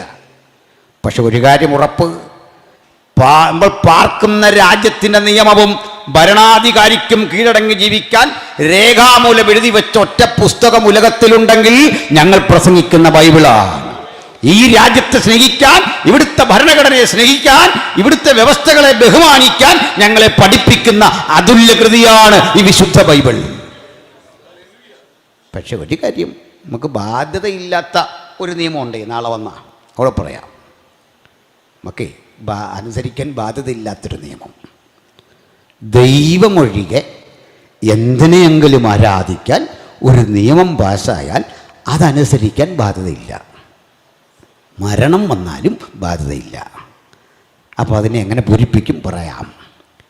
ബഹുമാന്യരെ, ഞങ്ങൾക്ക് ഈ രാജ്യത്തിലെ സാമൂഹിക പരിഷ്കർത്താക്കളോട് ആദരവ്, മഹാരഥന്മാരോട് ആദരവ്, മഹാത്മജിയോട് ആദരവ്, നമ്മുടെ രാജ്യത്തെ ഈ രൂപത്തിൽ രൂപപ്പെടുത്തിയ രാഷ്ട്രീയ നേതൃത്വങ്ങളോട്, സ്വാതന്ത്ര്യ സമര സേനാനികളോട് ആദരവ്, ദേശീയ പതാകയോട് ആദരവ്, ദേശീയ ചിഹ്നങ്ങളോട് ആദരവ്, എന്തിന് ഇതര മതസ്ഥരോടും അതിലെ പ്രമാണിമാരോടുമൊക്കെ ആദരവ്. പക്ഷേ ആരാധിക്കില്ല, ഒന്നിനെയും ആരാധിക്കില്ല. പ്രപഞ്ചനാഥനെ ഒഴികെ, സകലത്തിനും കാരണഭൂതനായ ദൈവത്തെ ഒഴികെ, ഗതിഭേദങ്ങളുടെ ആച്ഛാദനമില്ലാത്ത സർവശക്തനൊഴികെ, ഉന്നതൻ ഉയർന്നിരിക്കുന്നവൻ, ശാശ്വതവാസിയായവൻ, നിത്യനായിരിക്കുന്നവൻ, ആത്യന്തികനായിരിക്കുന്നവൻ, അവിടുന്നൊഴികെ ആരെയും ആരാധിക്കുവാൻ ബാധ്യതയില്ല. അവനെ ആരാധിക്കുന്നതിൻ്റെ പേരിൽ മരണം ഭവിക്കേണ്ടി വന്നാലും അചഞ്ചലരായി നിൽക്കാൻ കഴിവുള്ളവരെയാണ് തമ്പുരാൻ ആവശ്യം. ഹല്ലേലൂയ. അപ്പോൾ നമ്മുടെ വിഷയത്തിലേക്ക് വരാം. ഇവിടെ ആദം ഹവ്വമാരെ ഇങ്ങനെ സൃഷ്ടിച്ച ദൈവം, മനുഷ്യൻ സ്വയം തിരഞ്ഞെടുത്ത ലംഘനത്തിൻ്റെ വഴിയാൽ പാപം സാർവത്രികമായപ്പോൾ അതിൻ്റെ പരിണിത ഫലമായി മരണമുണ്ടായി. പക്ഷേ ഈ മരണം ആരും ഇഷ്ടപ്പെടുന്നില്ല. കണ്ട ഇല്ല. ആത്മഹത്യ ചെയ്യുന്നവർ പോലും മരണത്തെ ഇഷ്ടപ്പെട്ടല്ല. ഇനി ചിലരറിയാതൊക്കെ അങ്ങനെ ചെയ്ത് അപൂർവമായിട്ട് ഒക്കെ ഉണ്ടായേക്കാം. ഒരിക്കൽ നമ്മുടെ തന്നെ ഒരു സഹോദരി ജീവിതത്തിൽ ആദ്യമായി അന്യഭാഷയിൽ ദൈവത്തെ ആരാധിച്ചു. കാത്തിരുന്ന് കിട്ടിയതാണ്. അതുവരെ ദുഃഖിതയായിരുന്നു. ഈ സന്തോഷം കൊണ്ട് അടുത്ത ആഴ്ച വന്നിട്ട് സാക്ഷി പറഞ്ഞപ്പോൾ പറഞ്ഞു, ജീവിതത്തിൽ ഇത്രയും സന്തോഷം ഞാൻ ആദ്യം അതൊക്കെ ശരിയാണ്. ഒടുക്കം പറഞ്ഞു ഈ സന്തോഷത്തിൻ്റെ ആധിക്യം കൊണ്ട് എനിക്ക് പിടിച്ചു നിൽക്കാൻ പറ്റുന്നില്ല, ഞാൻ ആത്മഹത്യ ചെയ്യാൻ പോകാമെന്ന്. അങ്ങനെ ചിലരുണ്ട്. എന്തെങ്കിലും ഒരു പിച്ചു വർത്താനം കേട്ടിട്ട് അതിൻ്റെ പുറകെ പോവുക അല്ലേ? ചുരുക്കി പറഞ്ഞാൽ അങ്ങനെയുള്ള ആരും ഇവിടെ ഉണ്ടാകല്ല്. അന്യഭാഷയൊക്കെ പറഞ്ഞോണം, ആരാധിച്ചോണം, പക്ഷേ കൺട്രോൾ വേണ്ടേ? വേണം. ഇത് നമ്മൾ ആരാണ്ടോടോ വിരോധം കയറി അന്യഭാഷ പറഞ്ഞിട്ട് കാര്യമുണ്ടോ? ഇല്ല. നമ്മൾ ചില കാര്യങ്ങൾ ചെയ്യുന്ന കണ്ടാൽ ആരാണ്ടോട് വൈരാഗ്യം തീർക്കുന്നതല്ലേ. ചില ആളെ കണ്ടല്ലേ, ഈ പാട്ടിൻ്റെ ആദ്യത്തെ 2 ലൈൻ പാടും, പിന്നൊന്നും മിണ്ടുകയില്ല. എൻ്റെ ദൈവത്താൽ പിന്നൊന്നുമില്ല. നമ്മൾ പാട്ടൊക്കെ നിർത്തിയത് കാണുമ്പോൾ നിശ്ചയമാനുഗ്രഹം പിന്നൊന്നുമില്ല. അത് ഇത്രയും പിച്ചിലെടുത്തിട്ട് പാവപ്പെട്ട നമ്മളിതിൻ്റെ പുറകെ പാടിപ്പാടി അവസാനം ചെല്ലുമ്പോഴേക്ക് ഇവനീ അവസാനത്തെ ലൈൻ എടുത്തിട്ട് തന്നെ വെച്ച് തടി നമ്മുടെ തോളെ വെച്ച് ചനങ്ങാൻ നിൽക്കുക. എന്നിട്ട് പറയുക വിടുതലാണ്. ഈ അനുഭവിക്കുന്നതിനറിയാം എൻ്റെ പുറകെ പാടിച്ചെന്ന ഈ കുഞ്ഞുങ്ങളോട് ചോദിക്കുക. ആ പോട്ടെ, ഇങ്ങനെ പണി തരുന്നവരുണ്ട്. ചുരുക്കി പറഞ്ഞാൽ ഈ മരണം മനുഷ്യന് ഇഷ്ടപ്പെടുന്നില്ല. ഞാനിത് മനസ്സിലാക്കിയത് ഒരമ്മച്ചി, 80 വയസ്സുള്ളൊരമ്മച്ചി എന്നോട് പറഞ്ഞു, ദിവാസനെ എനിക്ക് ജീവിതം വളരെ സംതൃപ്തിയാണ്. ചെറിയ രോഗം വന്നപ്പോൾ പറഞ്ഞു, എനിക്കിപ്പം വിടുതലൊന്നും വേണ്ട, എനിക്ക് എത്രയും പെട്ടെന്ന് കർത്താവിൻ്റെ സ്ഥിതി ചെന്നാൽ മതി, ഞാൻ മരിക്കാൻ വേണ്ടി പ്രാർത്ഥിച്ചോളാൻ പറഞ്ഞു. ഞാൻ പറഞ്ഞു പ്രാർത്ഥിക്കാം. എങ്ങനെ മരിക്കാൻ ആഗ്രഹം? ടിപ്പർ ഇടിച്ചാണോ, ഷുഗർ കൂടിയിട്ടാണോ, പ്രഷർ കൂടിയിട്ടോ, അറ്റാക്കോ? പെട്ടെന്ന് പറയാൻ പറഞ്ഞു. അയ്യോ വേണ്ടെന്ന് പറഞ്ഞു. അന്നേരവാ മനസ്സിലായി ഇതിൻ്റെ ഭീകരത. അത്ര നിസാര കേസല്ല, അത് ഗൗരവമുള്ളതാണ്. മരണം ഭീകരമാണ്, സംശയം വേണ്ട. പക്ഷെ ഭക്തന് ചില അനുഗ്രഹങ്ങൾ തരുന്നത് വേറൊരു കാര്യം. മരണമെന്ന് മാത്രമല്ല, മരണതുല്യമായ ജീവിതാനുഭവങ്ങളിലൂടെ ഭക്തൻ കടക്കും. അതിജീവിക്കാൻ അവിടുന്ന് കൃപ തരും, ഒരു സംശയം വേണ്ട. മരണം ഭീകര. പക്ഷെ മരിക്കുന്ന മനുഷ്യൻ്റെ ആ നിമിഷങ്ങളുമൊക്കെ കാണുമ്പോൾ ചെല്ലേ സംബന്ധിച്ചിടത്തോളം നമ്മുടെ മരണം കാണുന്ന ഒരു ഭീകരമാണ്.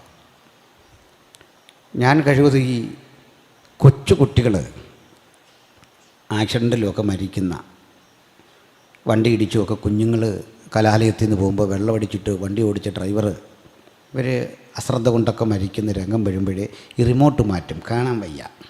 ഭീകരമാണ്. ഓരോരുത്തരുടെ ഓരോതരം പ്രയാസങ്ങളാണ്. കുഞ്ഞുങ്ങളെയൊക്കെ ആ രൂപത്തിൽ കാണുന്നത് അത്ര വലിയൊരു ദുഃഖാർദ്ധമായ കാര്യമാണ്. അപ്പോൾ എന്തിനാ പറഞ്ഞേ, ഇത് കാണുമ്പോൾ ഈ മരണം ഒഴിവാകാൻ എന്തെങ്കിലും വഴിയുണ്ടോ? ഈ മരണമൊന്നൊഴിഞ്ഞു കിട്ടാൻ എന്താ വഴി? ഇതാ നമ്മളെല്ലാം തിരഞ്ഞ്, ശാസ്ത്രം ആയിരത്താണ്ടുകളായി തിരയുന്നത് മരണമൊന്നൊഴിയാനാ. സോവിയറ്റ് യൂണിയൻ്റെ തകർച്ചയ്ക്ക് മുമ്പ് സഖാവ് വ്ളാഡിമിർ ലെനിൻ്റെ മൃതശരീരം അവിടുത്തെ പാർട്ടിക്കാർ സൂക്ഷിച്ചു വെച്ചു. എന്തിനാ സൂക്ഷിച്ചു വെച്ചെന്നറിയണ്ടേ? മനുഷ്യൻ എന്നെങ്കിലും ഒരിക്കൽ മരിച്ച മനുഷ്യന് ജീവൻ തിരിച്ചു കൊടുക്കാൻ കഴിയുന്ന ഒരു സാങ്കേതിക വിദ്യ കണ്ടുപിടിക്കും കാലത്ത് കഴിയുമെങ്കിൽ ലെനിനെ പുനരുജ്ജീവിപ്പിക്കാമോ, ജീവിപ്പിക്കണമെന്നല്ല, അതിന് പരീക്ഷണം നടത്തണം. സോവിയറ്റ് യൂണിയൻ തകർന്നപ്പോൾ അതൊക്കെ അടക്കി, അത് മറ്റൊരു കാര്യം. മരിക്കാൻ ആർക്കും മനസ്സില്ല, മരണം ഭീകരമാണ്, ഇതൊന്ന് മാറ്റിക്കിട്ടുമോ? പിഞ്ചോമന പിടഞ്ഞു മരിക്കുമ്പോൾ നമ്മൾ എന്നിട്ട് പറയുക, ഡോക്ടറോട് പറയുക, അവന് പകരം ഞാൻ മരിക്കാം, അവനെ രക്ഷിക്കണേ. ഡോക്ടർ പറയും, ഞാനും നിങ്ങളെപ്പോലൊരു സാധാരണ മനുഷ്യൻ, ഞാനെന്ത് ചെയ്യാനാണ്? പകരം നിൽക്കാൻ പറ്റില്ല. ഒരാൾക്ക് പകരം മറ്റൊരാൾക്ക് മരിക്കാനാവില്ല. അതെന്താ പറ്റാത്തത്? ഒരാൾക്ക് പകരം മറ്റൊരാൾക്ക് ശിക്ഷ ഏറ്റുവാങ്ങാൻ സാധിക്കില്ല. അപ്പോൾ എന്ത് ചെയ്യും നമ്മൾ? ശിക്ഷിക്കപ്പെടാതിരിക്കാൻ എന്ത് ചെയ്യണം? എക്സാമ്പിൾ, ശിക്ഷ തെറ്റിനുള്ള സ്വാഭാവികമായ പ്രതികരണമാണ്.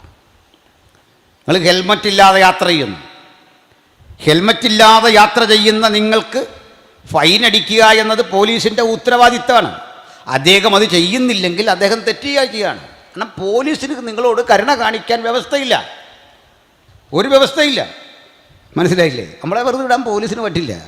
ഫൈൻ അടിച്ചേ പറ്റൂ, എഴുതിയേ പറ്റൂ. പോലീസ് കരുണ കാണിച്ചെങ്കിൽ ആരോടും പറയരുത്, കാരണം പുള്ളി നിയമവിരുദ്ധമാണ് ചെയ്തത്. നമുക്കെതിരെ ഭരണകൂടത്തോട് ഏൽപ്പിച്ച ജോലിയല്ല ചെയ്തത്. അപ്പോൾ എന്തു ചെയ്യും? കരുണ കാണിക്കാനാവില്ല. ഇനി നമുക്ക് കോടതിയിൽ ചെന്നു, കോടതിക്കും കരുണ കാണിക്കാനാവില്ല. എങ്ങനെ പറ്റുന്നത്? ഞാനതിന് ഒരു തെളിവ് പറയാം. ഒരു മനുഷ്യൻ ഒരുവനിട്ട് അടിച്ചു. ഈ കരണത്തടിച്ചതാ 2 വിരലുകൾ പതിഞ്ഞു. 2 വിരലുകൾ പതിഞ്ഞ സ്ഥിതിക്ക് ഈ മനുഷ്യനെ തിരിച്ചടിക്കാൻ എൻ്റെ പക്കൽ വിട്ടു. എന്നെ അടിച്ചത് ഇവിടെ 2 വിരൽ പതിഞ്ഞു. അപ്പോൾ എൻ്റെ കയ്യിൽ ഇവനെ കിട്ടി. ഞാൻ അവനെ അടിക്കുന്നത് ഈ 2 വിരൽ പതിയാനല്ല, എൻ്റെ വൈരാഗ്യം മുഴുവൻ തീർത്താണ്. അതുകൊണ്ട് പ്രതിയെ ശിക്ഷിക്കാൻ വാദിയെ ഏൽപ്പിക്കാൻ പറ്റില്ല. അതിനാ കോടതി എന്ത് ചെയ്യും? തിരിച്ച് ഇവനെ ഇതുപോലെ ശിക്ഷിക്കുമ്പോൾ ഈ 2 വിരൽ പതിയേണ്ട ഇടത്ത് 1 വിരലേ പതിഞ്ഞുള്ളെങ്കിൽ എനിക്ക് നീതിയായില്ല. ആ 2 വിരൽ പതിയേണ്ട ഇടത്ത് 3 വിരൽ പതിഞ്ഞാൽ അത് അനീതിയാവും. അപ്പോൾ ഇതിന് തത്തുല്യ ഒരു ശിക്ഷ എഴുതി വെച്ചിട്ടുണ്ട്. അതിന് നമ്മൾ ഇന്ത്യൻ പീനൽ കോഡെന്ന് പറയുന്നത് 1860 രൂപപ്പെട്ട മെക്കോളെ പ്രഭുവിൻ്റെ കാലത്ത് അത് വെച്ചാൽ നമ്മളിപ്പോഴും വിധിക്കുന്നത്. അത് നടപ്പിലാക്കുന്ന രീതിക്കാണ് ക്രിമിനൽ പ്രൊസീജിയർ കോഡെന്ന് പറയുന്നത്, ഈ ശിക്ഷണ നടപടി നടപ്പിലാക്കുന്ന രീതി. അപ്പോൾ ഇത് അവിടെ എഴുതി വച്ചിരിക്കുന്നു, കൊടുത്തേ പറ്റൂ, വിട്ടുവീഴ്ച ചെയ്യാൻ പറ്റില്ല. അപ്പം നിങ്ങൾ ഒരാളെ തല്ലി, അല്ലെങ്കിൽ എൻ്റെ മകൻ ഒരാളെ ഉപദ്രവിച്ചു, അവനെ ശിക്ഷിച്ചേ പറ്റൂ. അവൻ്റെ ചെറുപ്രായത്തിൽ അവൻ ശിക്ഷിക്കുന്നത് കാണാൻ ത്രാണിയില്ലാത്ത ഞാൻ ഭരണകൂടത്തോട് പറയുകയാണ്, സാർ പകരം എന്നെ ഒന്ന് ശിക്ഷിക്ക് പ്ലീസ്, അവനെ ഉപദ്രവിക്കരുതേ. പറ്റില്ല, വേണ്ട. ദൈവത്തോട് പറഞ്ഞു എന്നും കൂട്ടിക്കുക, ബാക്കി ഭരണകൂടത്തെ വിടാം. ദൈവത്തോട് പറയുകയാണ്, ദൈവമേ ആ മനുഷ്യനെ കൊല്ലല്ലേ, പകരം അവൻ്റെ ശിക്ഷ എനിക്കിതാ. പറ്റില്ല, കാരണം പറയാം. അപ്പോൾ ദൈവം ചോദിക്കും, അപ്പം നിൻ്റെ കുറ്റത്തിൻ്റെ ശിക്ഷ ആര് സഹിക്കും? ഓൾറെഡി എൻ്റെ കുറ്റത്തിൻ്റെ ശിക്ഷയായി എനിക്ക് മരണം രേഖപ്പെടുത്തി വച്ചിരിക്കേ നിങ്ങൾക്ക് വേണ്ടി മരിക്കാൻ എനിക്ക് സാധിക്കില്ല. കാരണം എല്ലാവരും പാപം ചെയ്ത് ദൈവതേജസ് നഷ്ടപ്പെടുത്തി ആ പ്രവണതയിലൂടെ തുടരവേ ഒരാൾക്ക് വേണ്ടി മറ്റൊരാൾക്ക് മരിക്കാൻ സാധിക്കില്ല. ഇതാണ് സങ്കീർത്തനക്കാരൻ പറയുന്നത്. സഹോദരൻ ശവക്കുഴി കാണാതെ എന്നേക്കും ജീവിച്ചിരിക്കേണ്ടതിന് അവർ വീണ്ടെടുപ്പ് വില കൊടുപ്പാൻ ദൈവത്തിന് കൊടുപ്പാൻ മനുഷ്യർക്ക് സാധിക്കില്ല. പകരം ചെയ്യാൻ പറ്റിയ പണി, അവൻ്റെ പേരിൽ നമുക്ക് എന്തെങ്കിലും ഒരു സ്ഥാപനം ഉണ്ടാക്കുമോ? ഇങ്ങനെ റോമാ പട്ടണം തന്നെ ഉണ്ടാക്കിയത് റോമുലസ്, അയാൾ സ്വന്തം സഹോദരൻ്റെ ഓർമ്മയ്ക്ക് പണികഴിപ്പിച്ച പട്ടണമാണ്. അതുപോലെ ഫിലദൽഫിയ, ഇതൊക്കെ ഇങ്ങനെ ഉണ്ടായ പട്ടണമാണ്, സ്ഥലങ്ങളാണ്. സഹോദരനോടുള്ള സ്നേഹം നിമിത്തം ഒരു പട്ടണത്തിന് പേരിട്ടതാ. അലക്സാണ്ടർക്ക് തൻ്റെ സഹോദരിയായ ആ പെൺകുട്ടിയോട് വലിയ സ്നേഹമായിരുന്നു. ആ പെൺകുട്ടിയുടെ പേര് നിലനിർത്താൻ ഇട്ട പട്ടണത്തിൻ്റെ പേരാ തെസലോനിക്ക. അപ്പനോട് വലിയ ബഹുമാനമായിരുന്നു, അതിൻ്റെ പേരിലിട്ട പട്ടണത്തിൻ്റെ പേരാ ഫിലിപ്പിയ. പക്ഷെ അപ്പൻ എന്നേക്കും ജീവിച്ചിരിക്കില്ല. എന്തു ചെയ്യും? എന്നേക്കും ജീവിച്ചിരിക്കണം. അതിനൊരു വഴിയില്ല, മനുഷ്യരൊക്കെ മരിക്കണം. അത് നിരാശ നിറഞ്ഞൊരു കാര്യമാണ്, സാധിക്കില്ല. അതുകൊണ്ട് പൗരാണിക കാലം മുതൽ മനുഷ്യൻ അന്വേഷിച്ച ഏറ്റവും വലിയ സമസ്യ എന്താണ്? ഈ മരണം. ഒരർത്ഥവും കിട്ടുന്നില്ല, ഒരു ഉത്തരവും കിട്ടുന്നില്ല. ആദി മനുഷ്യനായ ആദമിനോട് ദൈവം പറഞ്ഞു, ഈ വൃക്ഷത്തിൻ്റെ ഫലം നീ തിന്നരുത്, തിന്നുന്ന നാളിൽ നീ മരിക്കും. നീ മരിക്കുമെന്ന് കേട്ടപ്പോൾ ആദമിന് വലിയ പേടിയൊന്നും വന്നില്ല. നീ മരണം എന്താണെന്ന് പുള്ളിക്ക് അറിയില്ല. മരണം എന്താണെന്നറിയാത്ത ആളിനോട് മരിക്കുമെന്ന് പറഞ്ഞിട്ട് കാര്യമുണ്ടോ? ഒന്നുമില്ല. പക്ഷെ ഒരു ദിവസം ആദം മനസ്സിലാക്കി മരണം എന്തെന്ന്. തൻ്റെ ഒക്കത്തിട്ട് വളർത്തി താരാട്ട് പാടിയ മകൻ സ്വന്തം മറ്റൊരു മകനാൽ കൊല ചെയ്യപ്പെട്ട് കണ്ടം മുറിഞ്ഞ് ചുടുചോര വീണ് കണ്ണുകൾ തുറിച്ച് ഒരു നിശ്ചല ശരീരം വയലരിയിൽ കിടക്കുന്ന കണ്ടപ്പോൾ ആദ്യമായി മനസ്സിലായി പാപത്തിൻ്റെ ശക്തി, ലംഘനത്തിൻ്റെ ശക്തി. ഇത്തരം 100 കാഴ്ചകൾ ആദം കണ്ടു. മരിച്ചടങ്ങുന്ന മനുഷ്യരെ കണ്ടു. ആദം 960 വയസ്സിൽ മരിക്കുമ്പോൾ അവസാനം കണ്ടു മരിച്ചൊരു മകനുണ്ട്. ആ മകൻ 54 വയസ്സാ പ്രായം. 9ാം തലമുറ വരെ ജീവിച്ചിരുന്ന മനുഷ്യനെ കണ്ടിട്ട് മരിക്കുന്നത്. 54 വയസ്സ് അവന് പ്രായമുണ്ട്. പിഞ്ചോമനയ്ക്ക് കാലം വെച്ച് കണക്ക് കൂട്ടിയാൽ മതി. ഒരു കാര്യം, ആ കാഴ്ചയിൽ, ആ വരവിലെല്ലാം നിരവധി മരണങ്ങൾ, ആർപ്പുവിളികൾ, ദുഃഖം, കരച്ചിൽ, തളം കെട്ടി നിൽക്കുന്ന, വേദന തളം കെട്ടി നിൽക്കുന്ന ഒട്ടേറെ അനുഭവങ്ങൾ ആദം ഹവ്വമാർ നേരിട്ട് കണ്ടു. പിന്നെ അവർ മരിച്ചു. ഇതാണ് പാപത്തിൻ്റെ ശക്തി.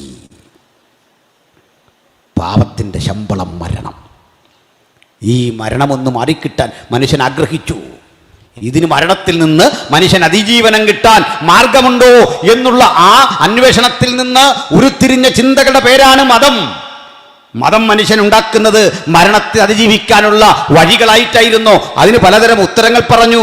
മനുഷ്യൻ മോക്ഷം പ്രാപിക്കുമെന്ന ചിന്തകൾ കൊണ്ടുവന്നു. മനുഷ്യന് പലതരത്തിലുള്ള വ്യതിയാനങ്ങൾ സംഭവിക്കുമെന്നും അല്ലല്ല ചിലർ പറഞ്ഞു മരണത്തോടെ സകലതും അവസാനിക്കും, ഇതിനപ്പുറത്തൊന്നുമില്ല എന്നും ചിലർ വാദിച്ചു. ഈ രണ്ട് വാദങ്ങളും ശക്തമായി നിൽക്കുന്നു. ഭൗതികവാദികൾ പറയുന്നു മരണത്തോടെ സകലതും തീർന്നു. ആത്മികവാദികളിൽ മരണത്തിന് ശേഷം ഒരു ജീവിതമുണ്ട്, എന്തായിരിക്കും എന്നതിനെ ചൊല്ലി വ്യത്യസ്തങ്ങളായ അഭിപ്രായം. അതിലൊരു വാദമാണ് നമ്മൾ ഇഹലോകത്തിൽ ഇന്ന് ചെയ്ത കുറ്റങ്ങൾക്കൊക്കെ തത്തുല്യമായിട്ട് അടുത്ത ജന്മത്തിൽ നമ്മൾ മറ്റുള്ള ജീവജാലങ്ങളായി പിറവി കൊള്ളുമെന്നൊരു വാദം നമുക്കറിയാം. അപ്പം അതിനകത്തൊരു എങ്ങനെയാണെങ്കിൽ ഏറ്റവും അധികം പ്രയാസം അനുഭവിക്കാൻ പോകുന്നത് ഡോക്ടർമാരും നഴ്സുമാരുമാണ്. കാരണം എത്ര വൈറസിനെ ദിനം പ്രതി കൊല്ലും. അടുത്ത ജന്മത്തിൽ അവർ വൈറസായിട്ട് ജനിക്കും. വൈറസുകൾ ഓരോന്നും ഡോക്ടർമാരായി ജനിക്കും. എത്ര ഗതികേടിലൂടെ കടന്നു പോകണം. ഒരിക്കലൊരു കൊച്ചുകുട്ടി പറന്നു പോകുന്ന ഒരു തുമ്പിയെ പിടിച്ചു. അതിനെ പിടിക്കാൻ തുടങ്ങിയപ്പോൾ കണ്ടുവന്ന മാഷ പറഞ്ഞു, കുഞ്ഞെ അതിനെ പിടിക്കരുത്, അതിനെ പിടിച്ച് നീ ഉപദ്രവിച്ച് കൊന്നുവിട്ടാൽ അടുത്ത ജന്മത്തിൽ നീ ഒരു തുമ്പിയായി പിറക്കും, നീ അവനായിട്ടും മാറും, തുമ്പി നീ ആയിട്ടും ജനിക്കും, എന്നിട്ട് അവൻ നിന്നെ പിടിക്കും. പയ്യൻ വിട്ടില്ല. പയ്യൻ പറഞ്ഞു, മാഷെ അങ്ങനല്ല, കഴിഞ്ഞ ജന്മത്തിൽ ഞാനൊരു തുമ്പിയായിരുന്നു, അന്നേരം ഇവൻ എന്നെ കയറി പിടിച്ചു, അന്നേ പ്ലാനിട്ട് വെച്ചിട്ടുണ്ടെന്ന്. അത് ഈ സിദ്ധാന്തത്തിൻ്റെ എന്താ പറയുക, അതിനകത്തെ അശാസ്ത്രീയത ഒന്ന് കാണിച്ചു തരാൻ വേണ്ടി മാത്രം പറഞ്ഞ ഒരു ചെറിയ ഉദാഹരണമാണ്. ഞാൻ ഡോക്ടർ എൻ ഗോപാലകൃഷ്ണനോട് പറഞ്ഞ ഒരു ചിന്തയാണ്. പിന്നൊന്നും മറുപടി വന്നില്ല. പോട്ടെ, ചുരുക്കി പറഞ്ഞാൽ ഇതൊന്നും സ്ഥാപിച്ചെടുക്കാൻ പറ്റില്ല. ഇതൊക്കെ നിഗമനങ്ങളാണ്, ആരെയും കുറ്റം വിധിച്ച് പറയല്ല. പറയട്ടെ പ്രിയപ്പെട്ടവരെ, ഇങ്ങനെ ഒത്തിരി ധാരണകൾ, ചിന്തകൾ നമ്മുടെ സമൂഹത്തിൽ കിടക്കുക. ഈ ചിന്ത ഏറ്റവും ശക്തിമത്തായി നമുക്ക് മുമ്പിലേക്ക് തൊടുത്തുവിട്ട ഒരു ചിന്തകൻ ഭക്തനായ യോബായിരുന്നു.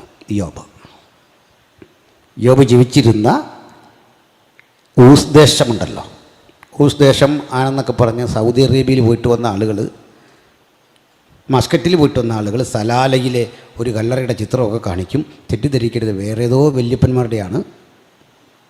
നിങ്ങളത് പോയിട്ട് അതിൻ്റെ മുമ്പിൽ ഫോട്ടോ എടുത്തിട്ട് ബൈബിളിലെ ജോബല്ല, അത് വേറെ കാര്യം. ഞാനും അത് തെറ്റിദ്ധരിച്ചിരുന്നു. ഗഹനമായ പഠനത്തിൽ അത് തിരുത്തേണ്ടി വന്നു. തിരുത്തിക്കൊള്ളണം. യോബ് ആ പഞ്ചായത്ത് വഴി പോലും പോയിട്ടില്ല, ആ പ്രദേശമല്ല. ഊസ് ദേശത്ത് യോബ് എന്നു പേരുള്ള ഒരു പുരുഷൻ ജീവിച്ചിരുന്നു. വിലാപങ്ങൾ 4:21 പറയുക, ഊസ് ദേശം എന്ന് പറഞ്ഞാൽ ഏദോം ദേശമാണ്. ഏദോം ദേശം ഏശാവിൻ്റെ അവകാശഭൂമിയായിരുന്നു പിൽക്കാലത്ത്. പണ്ട് പണ്ടോടെ പാർത്ത മനുഷ്യനാണ് യോബ്. യോബിനെ പറ്റി ഒത്തിരി പറയാനില്ല, ഞാൻ ആ വഴി പോകുന്നുമില്ല. പക്ഷേ യോബ് മരണാസന്നനായി ജീവിതത്തിൻ്റെ ഏറ്റവും അങ്ങേത്തലയ്ക്ക് ചെന്ന് നിൽക്കുന്ന ഘട്ടം. 4 സുഹൃത്തുക്കൾ കാണാൻ വന്നു ജോബിനെ. 3 പേരുടെ പേരാണ് ആദ്യം രേഖപ്പെടുത്തുന്നത്. ആക്ച്വലി 4 പേരുണ്ട്. 4ാമൻ ഒരു എലീഫസാണ്. ഇയാൾ നമ്മുടെ യൂത്തിൻ്റെ പ്രതിനിധിയാണ്. എലീഫസ്, തേമാന്യനായ എലീഫസ്, ശൂഹ്യനായ ബിൽദാദ്, നയമാത്യനായ സോഫർ, ഇവരെല്ലാം കാണാൻ വന്നിരിക്കുകയാണ്. എലീഹു ആണ് ലാസ്റ്റ് വന്നത്. എലീഹു യൂത്തിൻ്റെ ആളാണ്. ഈ 3 ആളുകളും ചോദിക്കുന്നത് ഉയർന്ന തത്വചിന്തയാണ്. ഇയാൾക്ക് ഈ സംഭവിച്ച ആ ദുരന്തത്തിൻ്റെ കാരണം കണ്ടുപിടിക്കുകയാണ്. രോഗത്തിൻ്റെ കാരണം ഇന്നതാണ്, നിന്റെ തെറ്റുകളാണ് ഈ രോഗത്തിന് കാരണം. 100 കാര്യങ്ങൾ അയാൾക്കെതിരെ പറയുമ്പോൾ ജോബ് മറുപടി പറയുകയാണ്, സുഹൃത്തുക്കളെ, നിങ്ങൾ ഈ പറഞ്ഞതൊക്കെ ശരിയാകാം, പക്ഷേ ഞാനൊരു കാര്യം ഉറപ്പോടെ വിശ്വസിക്കുന്നു, ഞാൻ ഈ രോഗത്താൽ ഒരുപക്ഷെ മരിച്ചേക്കാം. നിങ്ങളെന്നെ കൊണ്ടുവന്ന് ഏദോമിലെ വിസ്തൃതമായ ഈ ഭൂപ്രദേശത്ത് ഒരു ചുണ്ണാമ്പ് കല്ലിൽ വെട്ടിയെടുക്കുന്ന കല്ലറക്കുള്ളിൽ കൊണ്ടടക്കുന്ന ആ പ്രാകൃതമായ രീതി അനുസരിച്ച് എന്നെ കൊണ്ടവിടെ സംസ്കരിക്കും. ഞാൻ ലയിച്ചു മണ്ണിൻ്റെ ഭാഗമാകും, പൊടിഞ്ഞു പൊടിഞ്ഞു പൊടിഞ്ഞു മണ്ണിൻ്റെ ഭാഗമാകും. അവിടെ വരെ പോകാൻ നിങ്ങളുടെ ചിന്ത ഇതുവരെ എത്തിയില്ല. നിങ്ങൾ ഞാൻ മരിക്കുമെന്ന് പറഞ്ഞ് അവസാനിപ്പിച്ചപ്പോൾ ഒരു പടി കൂടി കടന്ന് ഞാൻ പറയട്ടെ, ഇങ്ങനെ ഞാൻ മരിക്കും, മരിച്ച് എൻ്റെ ശരീരം മണ്ണിൻ്റെ ഭാഗമാകും. നാളെയുടെ ചരിത്രം ജോബ് എന്നൊരു മനുഷ്യനെ കുറിച്ച് എന്നോ ഒരിക്കൽ ജീവിച്ച് മരിച്ച ഒരുവരം നെടുത്തി അങ്ങനെ വിടത്തക്ക വിധമായിത്തീരും. എൻ്റെ ശരീരം മണ്ണിൽ ലയിച്ചു ചേരും, ജോബ് എന്നൊരാൾ ഇല്ല എന്ന് നാളത്തെ ചരിത്രം പറഞ്ഞേക്കാം. അങ്ങനെ ഞാൻ പൊടിഞ്ഞു പൊടിഞ്ഞു ഈ പൊടിമേൽ ചെന്ന് അവസാനിക്കും. അങ്ങനെ അവസാനിക്കുമ്പോഴും എൻ്റെ പ്രത്യാശ കൈവിടുന്നില്ല. എനിക്കുത്തമമായൊരു ഉറപ്പ് എൻ്റെ ഉള്ളിൽ കിടക്കുന്നു. മറ്റൊന്നുമല്ല ഉറപ്പ്, ഒരു ദിവസം എൻ്റെ വീണ്ടെടുപ്പുകാരൻ ഈ പൊടിമേൽ വന്ന് നിൽക്കും. ഒരു ദിവസം ആ പ്രത്യാശ ഭക്തന്റെ ഹൃദയത്തിൽ അങ്കുരിച്ചിട്ട് വിളിച്ചു പറയുക, അന്യനല്ല, സ്വന്തം കണ്ടുകൊണ്ട് ദേഹസഹിതനായി ഞാൻ അവന്റെ മുഖം കാണും. ഞാൻ ഈ മണ്ണിലേക്ക്, ഈ പൊടിയിലേക്ക് എന്റെ ശരീരം ഏൽപ്പിച്ചു കൊടുത്തിട്ട് തേജോരൂപിയായി മറ്റൊരു ശരീരത്തോടെ അനവധി തേജസ്സിലെ ഭാഗ്യം അനുഭവിക്കുന്ന എന്റെ നല്ല ആ നിമിഷത്തിൽ ഞാൻ അവനെ മുഖാമുഖം കാണും. ഈ പ്രത്യാശ പറയുന്ന നിയമത്തിൽ ഇങ്ങനെ തൊടുത്തുവിട്ടു. ആ ചിന്തകൾ മുമ്പോട്ട് വരുമ്പോൾ പൗലോസ്ലീഹ അതിന് ഉത്തരം നമുക്ക് അല്പം കൂടെ പൂരിപ്പിച്ചു തന്നു. പൗലോസ്ലീഹ പറയുക, സഹോദരന്മാരെ, മാംസരക്തങ്ങൾക്ക് സ്വർഗരാജ്യത്തെ അവകാശമാക്കുവാൻ കഴിയുകയില്ല എന്ന് പറഞ്ഞാൽ നമ്മളാരും സ്വർഗത്തിൽ ചെല്ലുന്നത് ഈ ശരീരത്തോടു കൂടെ അല്ല. മാംസരക്തങ്ങൾക്ക് സ്വർഗരാജ്യത്തെ അവകാശമാക്കാൻ കഴിയുകയില്ല. പഠിക്കേണ്ട വലിയൊരു വിഷയമാണ്. അതൊന്ന് വിശദീകരിക്കാം. സന്തോഷമാണോ? മനസ്സിലാകുന്നുണ്ടോ? മനുഷ്യൻ എന്ന് പറഞ്ഞാൽ ത്രിമാന ഘടകങ്ങളാണ്. ട്രൈക്കോട്ടമസ് ബീങ് ആണ്. മൃഗങ്ങൾ ഡൈക്കോട്ടമസ് ആണ്. എന്താ വ്യത്യാസം? ദേഹം, ദേഹി, ആത്മാവ്. നമ്മിൽ 3 ഘടകങ്ങളുണ്ട്. മൃഗം അങ്ങനെയല്ല. മൃഗത്തിന് പ്രാണനും ശരീരമേ ഉള്ളൂ. സഭാപ്രസംഗി പറയുന്ന ആത്മാവ് പരിഭാഷയിൽ വന്ന മിസ്റ്റേക്കാണ്. ശരിക്കും അത് മൃഗത്തിൻ്റെ ആത്മാവെന്ന് ഉദ്ദേശിക്കുന്നത് നമ്മുടെ ആത്മാവ് പോലെയല്ല. എന്താണ് ആത്മാവെന്ന് നമുക്കറിയാം. അറിയാമെന്ന് പറഞ്ഞാൽ വലിയ അറിവല്ലെങ്കിലും ശരീരത്തിൽ നിന്ന് വിഭിന്നമായി എന്തോ ഒന്ന് നമ്മുടെ അസ്തിത്വം, അത് മാറ്റിക്കോ. ഈ ദേഹി പലർക്കും അറിയില്ല. ദേവാസന്മാർക്കറിയാം, വിശ്വാസികൾക്ക് ഈ ദേഹിയെപ്പറ്റി വലിയ പിടിയില്ല, വലിയ കട്ടിയില്ല, എളുപ്പമാണ്. ദേഹി നമ്മുടെ ബുദ്ധി, വികാരവിചാരങ്ങൾ, ചിന്താശേഷി, നമ്മുടെ അഹംബോധം, ഇതിൻ്റെയൊക്കെ ഇരിപ്പിടത്തെ പറയുന്ന പേരാണ് ദേഹി. ഈ ദേഹി നശിക്കില്ല, ആത്മാവ് നശിക്കില്ല. മനസ്സിലായോ? നമ്മുടെ ഒരു പാട്ടിലൊരു മിസ്റ്റേക്ക് ഉണ്ട്, തിരുത്താൻ പറ്റുമെങ്കിൽ തിരുത്തിക്കോണം. ദേഹി ദുഃഖത്താൽ ക്ഷയിച്ചെന്നാലും, ദേഹിയല്ല ദേഹമേ ക്ഷയിക്കൂ, ദേഹത്തിന് ക്ഷയിക്കില്ല. അത് ദേഹം ദുഃഖത്താൽ ക്ഷയിച്ചെന്ന് പാടിയാൽ കുറേ ശരിയാണ്. ഇപ്പോൾ പാട്ടങ്ങനെ പാടിയ സ്ഥിതിക്ക് നമ്മളായിട്ട് മാറ്റി എളുപ്പമല്ല, അത് വേറെ കാര്യം. ദേഹമാണ് ക്ഷയിക്കുന്നത്. മനസ്സ്, ചിന്ത, ബുദ്ധി. നമ്മൾ ഹൃദയം എന്ന് പറയുന്ന വാസ്തവത്തിൽ നമ്മുടെ ഹൃദയത്തിനല്ലല്ലോ.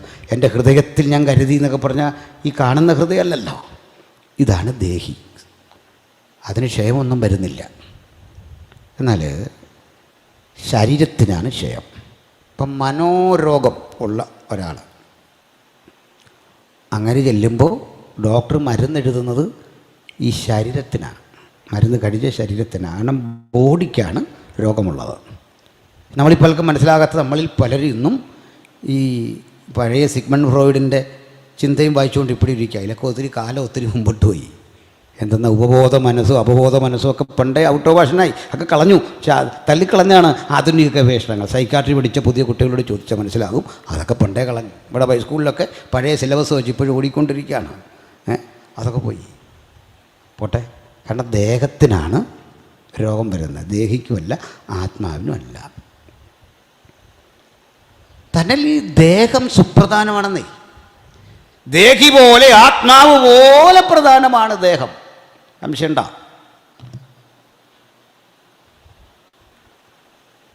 ദേഹം പ്രധാനമാണ് അല്ലെന്നാണ് നിങ്ങളുടെ തോന്നൽ. പറയാം. ഈ ദേഹത്തിന് IPC ഉള്ള, ചർച്ചക്കോടുള്ള, ഷാരോനുള്ള ദേഹത്തിനാണ്, ശരീരത്തിനാണ്. ദേഹത്തിന് വേണ്ടിയാണ് ഹോട്ടലുള്ളത്, ദേഹത്തിനാണ് വണ്ടിയുള്ളത്, ദേഹത്തിനാണ് വീട് വേണ്ട. ആത്മാവിന് ഇതൊന്നും വേണ്ട. ദേഹം സുപ്രധാനമല്ലേ? ഇത് മനസ്സിലായില്ല. എന്നോട് യോഗത്തിനെത്താൻ പറഞ്ഞു. ഞാൻ പറയാണ്, ഒരു 7 മണിക്ക് എൻ്റെ ആത്മാവ് അവിടെ എത്തും, പക്ഷേ ശരീരം ഒരു 9 മണിയാകുമ്പോഴെത്തും എന്ന് പറഞ്ഞാൽ എൻ്റെ അർത്ഥം ഫുഡ് കഴിക്കാനാണ് വരുന്നതെന്നാണ്, പ്രസവിക്കാനല്ല. ദേഹം പ്രധാനമാണ്. ദേഹത്തിനാ മരുന്ന്, ദേഹത്തിനാ വിദ്യാഭ്യാസം, ദേഹം അമേരിക്കയ്ക്ക് പോയത്. മനസ്സിലായില്ലേ? ദേഹം അതല്ല കൊള്ളുന്നത്, ദേഹം അക്ഷയിക്കുന്നത്, ദേഹം മാത്രം. ദേഹം സുപ്രധാനമാണെന്ന് നമ്മൾ പഠിക്കുന്നത്. കാരണം ഈ ദേഹത്തിൻ്റെ ത്യജിക്കലല്ല ക്രിസ്ത്യൻ ലൈഫ്. അങ്ങനെയാണ്. അതാ സന്യാസവും നമ്മളും തമ്മിലുള്ള വ്യത്യാസം. സന്യാസിമാരെ ഒന്നും ആക്ഷേപിക്കുന്ന ഒരാളല്ല ഞാൻ, അവിടെ പറഞ്ഞേക്കാം. എനിക്ക് സന്യാസിമാരുടെ ബഹുമാനമാണ്. പിന്നെ ഒരു കാര്യം, സന്യാസം സ്വീകരിച്ചിട്ട് പിന്നെ പാത്രം കൊണ്ട് ഇതുവഴി കറങ്ങില്ല. ലോകം വേണ്ടാന്നൊക്കെ പറഞ്ഞ് പോയത് ആ വഴി പൊക്കോണം. ലോകം വേണമെന്ന് കുറേ പേര് ഇവിടെ ഉണ്ട്. നമ്മളെല്ലാം അവിടെ പണിയെടുത്ത് വെക്കും. ദേഹം വേണമെന്ന നമ്മൾ ദേഹം സൂക്ഷിച്ചു പോകുമ്പോൾ പിന്നെ ഹിമാലയ സാനുക്കളിൽ നിന്ന് ഇറങ്ങി ഇതുവഴി വന്ന് പച്ചിലയൊക്കെ തിന്നങ്ങ് ജീവിച്ചാൽ മതി. പോട്ടെ. അപ്പോൾ ഈ ശരീരം സുപ്രധാനമാണ്. ശരീരം പ്രധാനമാണെന്നായി പറഞ്ഞു വെച്ചേ. പ്രധാനമല്ലേ? ആ ശരീരം സുപ്രധാനമാണെന്ന് പറഞ്ഞ വിശ്വാസമാണ് വിശുദ്ധ ബൈബിൾ. നിങ്ങൾ ദൈവത്തിൻ്റെ മന്ദിരമെന്ന് പറഞ്ഞെന്തിനാ? ഈ ശരീരത്തെയാ. ശരീരം സുപ്രധാനമാണ്. അത് കൊണ്ട് ഈ ശവം അടക്ക് പോലും സുപ്രധാനമാണ്. ചുമ്മാത്ത കാര്യമല്ല. ചുമ്മാ കൊണ്ട് വെച്ചിട്ട് വരുവാണോ? നമുക്കത് മനസ്സിലാകാത്തത് കുറ്റം പറയല്ല. ലോകത്ത് ഈ ശ്മശാനം വൃത്തിക്ക് സൂക്ഷിക്കാത്തത് നമ്മളാണ്. നമ്മുടെ വിശുദ്ധന്മാരുടെ ഭൗതിക ശരീരം കൊണ്ടിടക്കിയ സ്ഥലം എലിമുള്ളു പിടിച്ച് കിടക്കുക. വൃത്തിക്കിടണ്ടേ? നമ്മുടെ ദൈവമക്കളൊക്കെ മരിച്ച് അടക്കപ്പെട്ട് കിടക്കുക. ഞാൻ ചിലപ്പോഴൊക്കെ ആലോചിച്ചിട്ടുണ്ട്, ഇവിടെ ഈ എലിമുള്ളിൻ്റെ ഇടവഴി വേണമല്ലോ നമ്മൾ ഉയർക്കാൻ.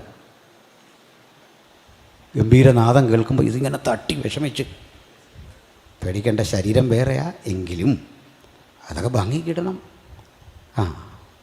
പോട്ടെ. അതിൻ്റെ അർത്ഥം ഇത് പൂജിക്കണമെന്നൊന്നുമല്ല. പക്ഷേ ഈ ബോഡി സുപ്രധാനമാണ്. അതിനാ ബോഡിയോട് ആദരവ് പുലർത്തണം. ഭൗതിക ശരീരത്തോട് ആദരവ് പുലർത്തണം.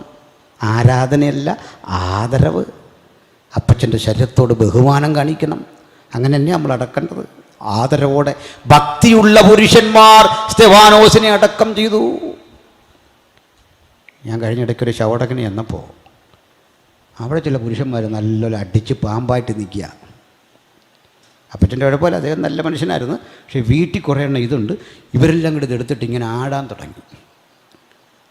ഈ ആന തിടം പേറ്റി വരുന്ന പോലെ ശവം കൊണ്ട് വരിക. ഇങ്ങനെ ആടി. ഞാനവിടെ ചെന്നിട്ട് പറഞ്ഞു, ഇപ്പോൾ ദിവാസന്മാർക്കെല്ലാം പറയാവുന്നൊരു കാര്യമാണ്. ഇപ്പോൾ ഒരുത്തൻ മദ്യപിക്കുന്ന അവൻ്റെ സ്വാതന്ത്ര്യമാണ്. അതിന് നമ്മൾ കൈകടത്തണ്ട. അവൻ്റെ അപ്പനെ അവൻ എടുക്കുന്നതും അവൻ്റെ അവകാശമാണ്. പക്ഷേ ഈ സഭ നികുതി അടയ്ക്കുന്ന ഭൂമിയിലേക്ക് ആര് കയറണമെന്ന് നമ്മൾ തീരുമാനിക്കും. മനസ്സിലായില്ലേ? സഭ ടാക്സ് ചെയ്യുന്ന ഭൂമിയിലേക്ക് ഈ വെള്ളവടിയൻ ഇവിടെ കയറി വന്നിട്ട് ശുശ്രൂഷയെ തടസ്സപ്പെടുത്തുന്ന വിധത്തിൽ നമ്മളിങ്ങനെ നിൽക്കുക. നമ്മൾ വായിക്കുക, സൂര്യൻ്റെ തേജസ് വേറെ, ചന്ദ്രൻ്റെ തേജസ് വേറെ എന്ന് പറഞ്ഞു. ഇവൻ്റെ തേജസ്സും കൊണ്ട് അതിൻ്റെ ഇടയ്ക്കോട്ട് കയറി വന്നാൽ അത് നടക്കില്ല. ഇതിന് പുറത്ത് നിൽക്കേണ്ടി വരും. പുറത്ത് നിർത്തണം. കാരണം നമ്മൾ ഇടയ്ക്കുന്ന ഭൂമിയിൽ ആര് കയറണമെന്ന് ചർച്ച തീരുമാനിക്കുന്നത്. അതേ പറഞ്ഞേ, വെള്ളമടിച്ചിട്ട് ഷോ കാണിക്കുക അവിടെ കിടന്ന്. സ്നേഹിത, ബോഡി സുപ്രധാനമാണ്. ശരീരം സുപ്രധാനമാണ്. നമ്മുടെ ഓർമ്മയിലേക്ക് അമ്മയെ ഓർമ്മ വരുന്നത് ശരീരം കൊണ്ടാണ്. അപ്പനെ ഓർമ്മ വരുന്നതും കണ്ണ് നിറയുന്നതും ആ ശരീരം കൊണ്ടാണ്. കഷ്ടപ്പെട്ട് പണിയെടുത്ത അപ്പനെക്കുറിച്ചുള്ള ഓർമ്മകൾ മനസ്സിൽ ഇങ്ങനെ ത്രസിക്കുന്നത് ആ ശരീരമാണ് നമ്മൾ ഓർക്കുന്നത്. ശരീരം സുപ്രധാനം. അത് തിരുവെടുത്തേ പറഞ്ഞുള്ളൂ. ശരീരവും പ്രധാനമാണ്. അതുകൊണ്ട് ആത്മാവിൻ്റെ പ്രാധാന്യം കുറയുന്നില്ല, അത് ആത്യന്തിക പ്രാധാന്യമുള്ളതാണ്. കാരണം ഒരുവൻ ശരീരത്തിലിരിക്കുമ്പോൾ ചെയ്യുന്നത് നല്ലതാകിലും തീയതാകിലും അതിന് തക്കവണ്ണം പ്രതിഫലം പ്രാപിക്കാൻ നാം ഓരോരുത്തരും ക്രിസ്തുയേശുവിൻ്റെ ന്യായാസനത്തിൻ്റെ മുമ്പാകെ നിൽക്കേണ്ടതാകുന്നു. അപ്പോൾ ശരീരത്തിൻ്റെ ആക്ടിവിറ്റി അതനുസരിച്ചാണ് നമ്മുടെ ആത്മാവിൻ്റെ നിത്യത. അതായത് ബുദ്ധിയുടെ, ചിന്തയുടെ, വികാരവിചാരങ്ങളുടെ പ്രമാണങ്ങൾ അടക്കി വച്ചിരിക്കുന്ന ദേഹി ഒരു ഓർഡർ കൊടുക്കുന്നു. ആ ഓർഡർ ബോഡി ഏറ്റെടുത്തിട്ട് ചെയ്യണോ വേണ്ടയോ എന്ന് തീരുമാനിക്കാൻ തിരിച്ച് ഈ മെസ്സേജ് അങ്ങോട്ട് വിടുന്നു. അത് വിവേകത്തിന് കൈമാറുന്നു. അത് ട്രാൻസ്ലേറ്റ് ചെയ്ത് തിരിച്ച് ബോഡിക്ക് കൊടുത്തിട്ട് ബോഡി പിന്നെ ചെയ്താൽ അതിൻ്റെ പേരാണ് പാപം. അതിന് തക്കവണ്ണം ശിക്ഷ കിട്ടുന്നത് ആത്മാവിന്. അതുകൊണ്ട് ആത്മാവ് ഞരങ്ങിക്കൊണ്ട് പാർക്കുന്നു. വ്യത്യസ്ത പ്രമാണങ്ങളുടെ സംഘർഷ ഭൂമിയാണ് നമ്മുടെ ശരീരം. 3 പ്രമാണങ്ങൾ, 2 പ്രമാണം പൗലോസ് പറയുന്നത്. അതിൻ്റെ സജഷൻ കൊടുക്കുന്ന ദേഹി ഇങ്ങോട്ട് സജഷൻ കൊടുക്കുക. ആ ചിന്ത അവനിൽ പാപം ചെയ്യാൻ പ്രേരണ ഉണ്ടാക്കുമ്പോൾ വേണമോ വേണ്ടയോ എന്ന് ആലോചിക്കാൻ ആ സന്ദേശം തിരിച്ച് ദേഹിക്ക് വിട്ടിട്ട്, മനസാക്ഷിക്ക് വിട്ടിട്ട് അതൊന്നുകൂടി ദൈവകൃപയ്ക്ക് വിധേയമാക്കി പുനരാവിഷ്കരിച്ച് ശരീരം അതിൽ നിന്ന് ജയിക്കുമ്പോൾ നമ്മൾ ജയിക്കുന്നു.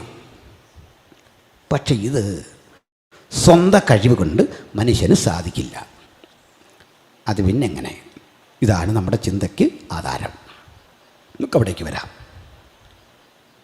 ഇവിടെ ഞാൻ പറഞ്ഞു, ഒരുവൻ തെറ്റ് ചെയ്താൽ ആ തെറ്റിനെ പറഞ്ഞ് പരിഹരിക്കാൻ കുറേയൊക്കെ നമുക്ക് പറ്റും.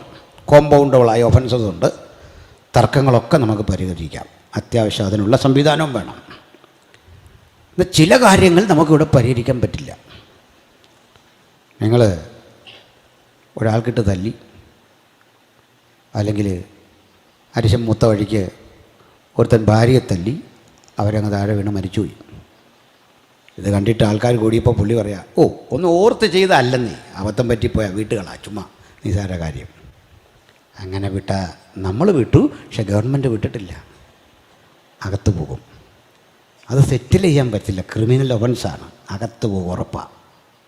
പറഞ്ഞു തീർക്കാൻ പറ്റുമോ? ഇല്ല. നമ്മൾ കാണിക്കുക, കുഞ്ഞുങ്ങളുണ്ട്, അപ്പനുണ്ട്, അമ്മയുണ്ട്.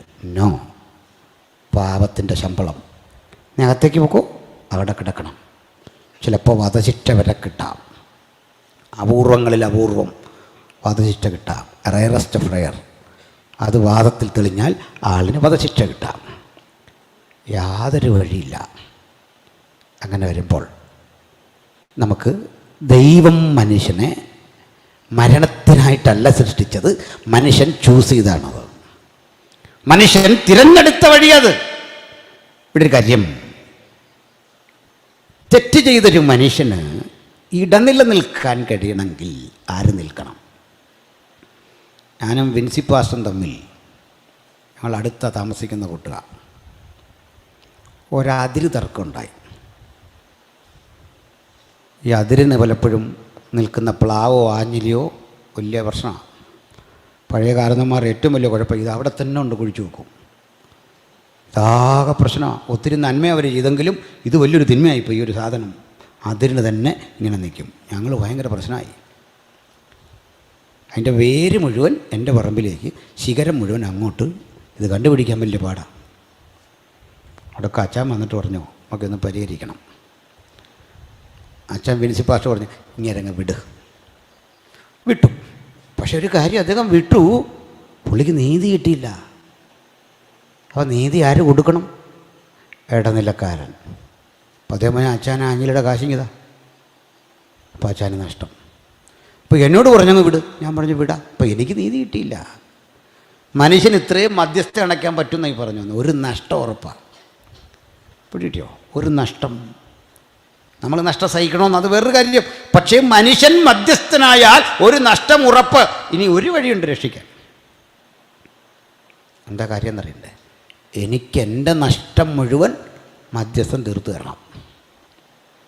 പാസ നഷ്ടവും മധ്യസ്ഥം തീർത്തു തരണം സന്തോഷത്തോടെ. എന്തു ചെയ്യും? ഇങ്ങനൊരു മധ്യസ്ഥൻ ഭൂമിയിൽ ഉണ്ടാവില്ല. എത്ര കണ്ട് ചെയ്യാൻ പറ്റും? പരിധിയില്ലേ? എല്ലാ മനുഷ്യനും ഈ പരിധിയുണ്ട്. ആഗ്രഹമുണ്ട് ഈ പ്രശ്നം തീരാൻ, ജ്ഞാനം കൊടുത്തേക്കാന്ന് വെക്കാം, പക്ഷെ അതും ത്യാഗം സഹിച്ച് ചെയ്യണം. അപ്പോൾ ദൈവവും ഞാനും തമ്മിൽ അകന്നുപോയി. പണ്ട് മനുഷ്യനും തമ്മിൽ, ദൈവത്തെയും മനുഷ്യനെയും തമ്മിൽ പറഞ്ഞിണക്കാൻ ഒരാളില്ല, ആർക്കും സാധിക്കില്ല പ്രശ്നം തീർക്കാൻ. ആദമ്യകുലവും ദൈവവും തമ്മിൽ അകന്നുപോയ ബന്ധം പുനഃസ്ഥാപിക്കാൻ ഒരാൾക്കും സാധിക്കില്ല. എന്തു ചെയ്യും? ഉദാഹരണം പറയാം. ഈ ഗവൺമെൻറ്റും കോടതിയും തമ്മിൽ പലപ്പോഴും ഭയങ്കര സംഘട്ടന. രണ്ട് വഴിക്ക് അഭിപ്രായം വരും. ഞാനിപ്പോഴും വാർത്ത കണ്ടിട്ട് വരുമ്പോൾ കോടതിയും ഗവൺമെൻറ്റും രണ്ട് വഴിക്ക് പ്രശ്നമാണ്. വലിയ വിഷയത്തെ നീക്കുക. അതിന് ഞാൻ മറ്റൊരു എക്സാമ്പിൾ, സമകാലിക വിഷയമൊക്കെ വിടുന്നു. അത് പൊളിറ്റിക്സ് വരാനിടയുള്ളതുകൊണ്ട് അതങ്ങ് വിടുന്നു. മറ്റൊന്ന് പറയാം. ഒരു 500 കുട്ടികൾ തൊട്ടടുത്ത നഴ്സിംഗ് കോളേജിൽ പഠിച്ചു. സർക്കാർ NOC കൊടുത്ത് എല്ലാം റെഡിയായിരുന്നു. പക്ഷേ നേഴ്സിംഗ് കൗൺസിലിൻ്റെ അഫിലിയേഷൻ ആ ഫീസൊന്നും കൊടുത്ത് പുതുക്കിയില്ല. കുട്ടികളുടെ ഭാവി അവതാളത്തിൽ. നേഴ്സിംഗ് കൗൺസിൽ കൈമലർത്തി, രക്ഷയില്ല. കോളേജ് പറഞ്ഞു, നിങ്ങൾ ഇങ്ങനെ മുൻ വർഷങ്ങളിലൊക്കെ സംഭവിച്ചു, നമ്മൾ അഡ്ജസ്റ്റ് ചെയ്തു, നിയമം കർശനമായി, ഞങ്ങൾക്ക് പറ്റില്ല. കുട്ടികൾ കോർട്ടിപ്പോയി. എത്ര കോർട്ടിപ്പോയാലും ഒരു കാര്യം ഉറപ്പ്, ഈ കുട്ടികൾ ഫിറ്റല്ല. കാരണം കോളേജ് ശരിയല്ല. ഗവൺമെൻറ് പറഞ്ഞു, ബഹുമാനപ്പെട്ട കോടതി, 4.5 കൊല്ലം കുഞ്ഞുങ്ങളുടെ ഭാവി, 5 വർഷം തത്വത്തിൽ വരും, എത്ര ലക്ഷം രൂപ. ഈ കണ്ണും പൂട്ടി കയ്യിൽ തുലാസം കൊണ്ടിരിക്കുന്ന ആ സ്റ്റാച്യു ഉണ്ടല്ലോ, മുമ്പ് നിൽക്കുന്ന ആരാന്ന് കാണണ്ട, അതിനാ കണ്ണ് കെട്ടിവെച്ചേക്കുന്നത്, കുഞ്ഞാണോ തള്ളയാണോ ഇത് അറിയണ്ട, അതിനാ ഇങ്ങനെ നിൽക്കുന്നേ. നോ, ഇത് കരുണയുടെ സ്ഥലമല്ല, നീതി മാത്രം, നിയമം മാത്രം. ഇതാണ് കോർട്ട്.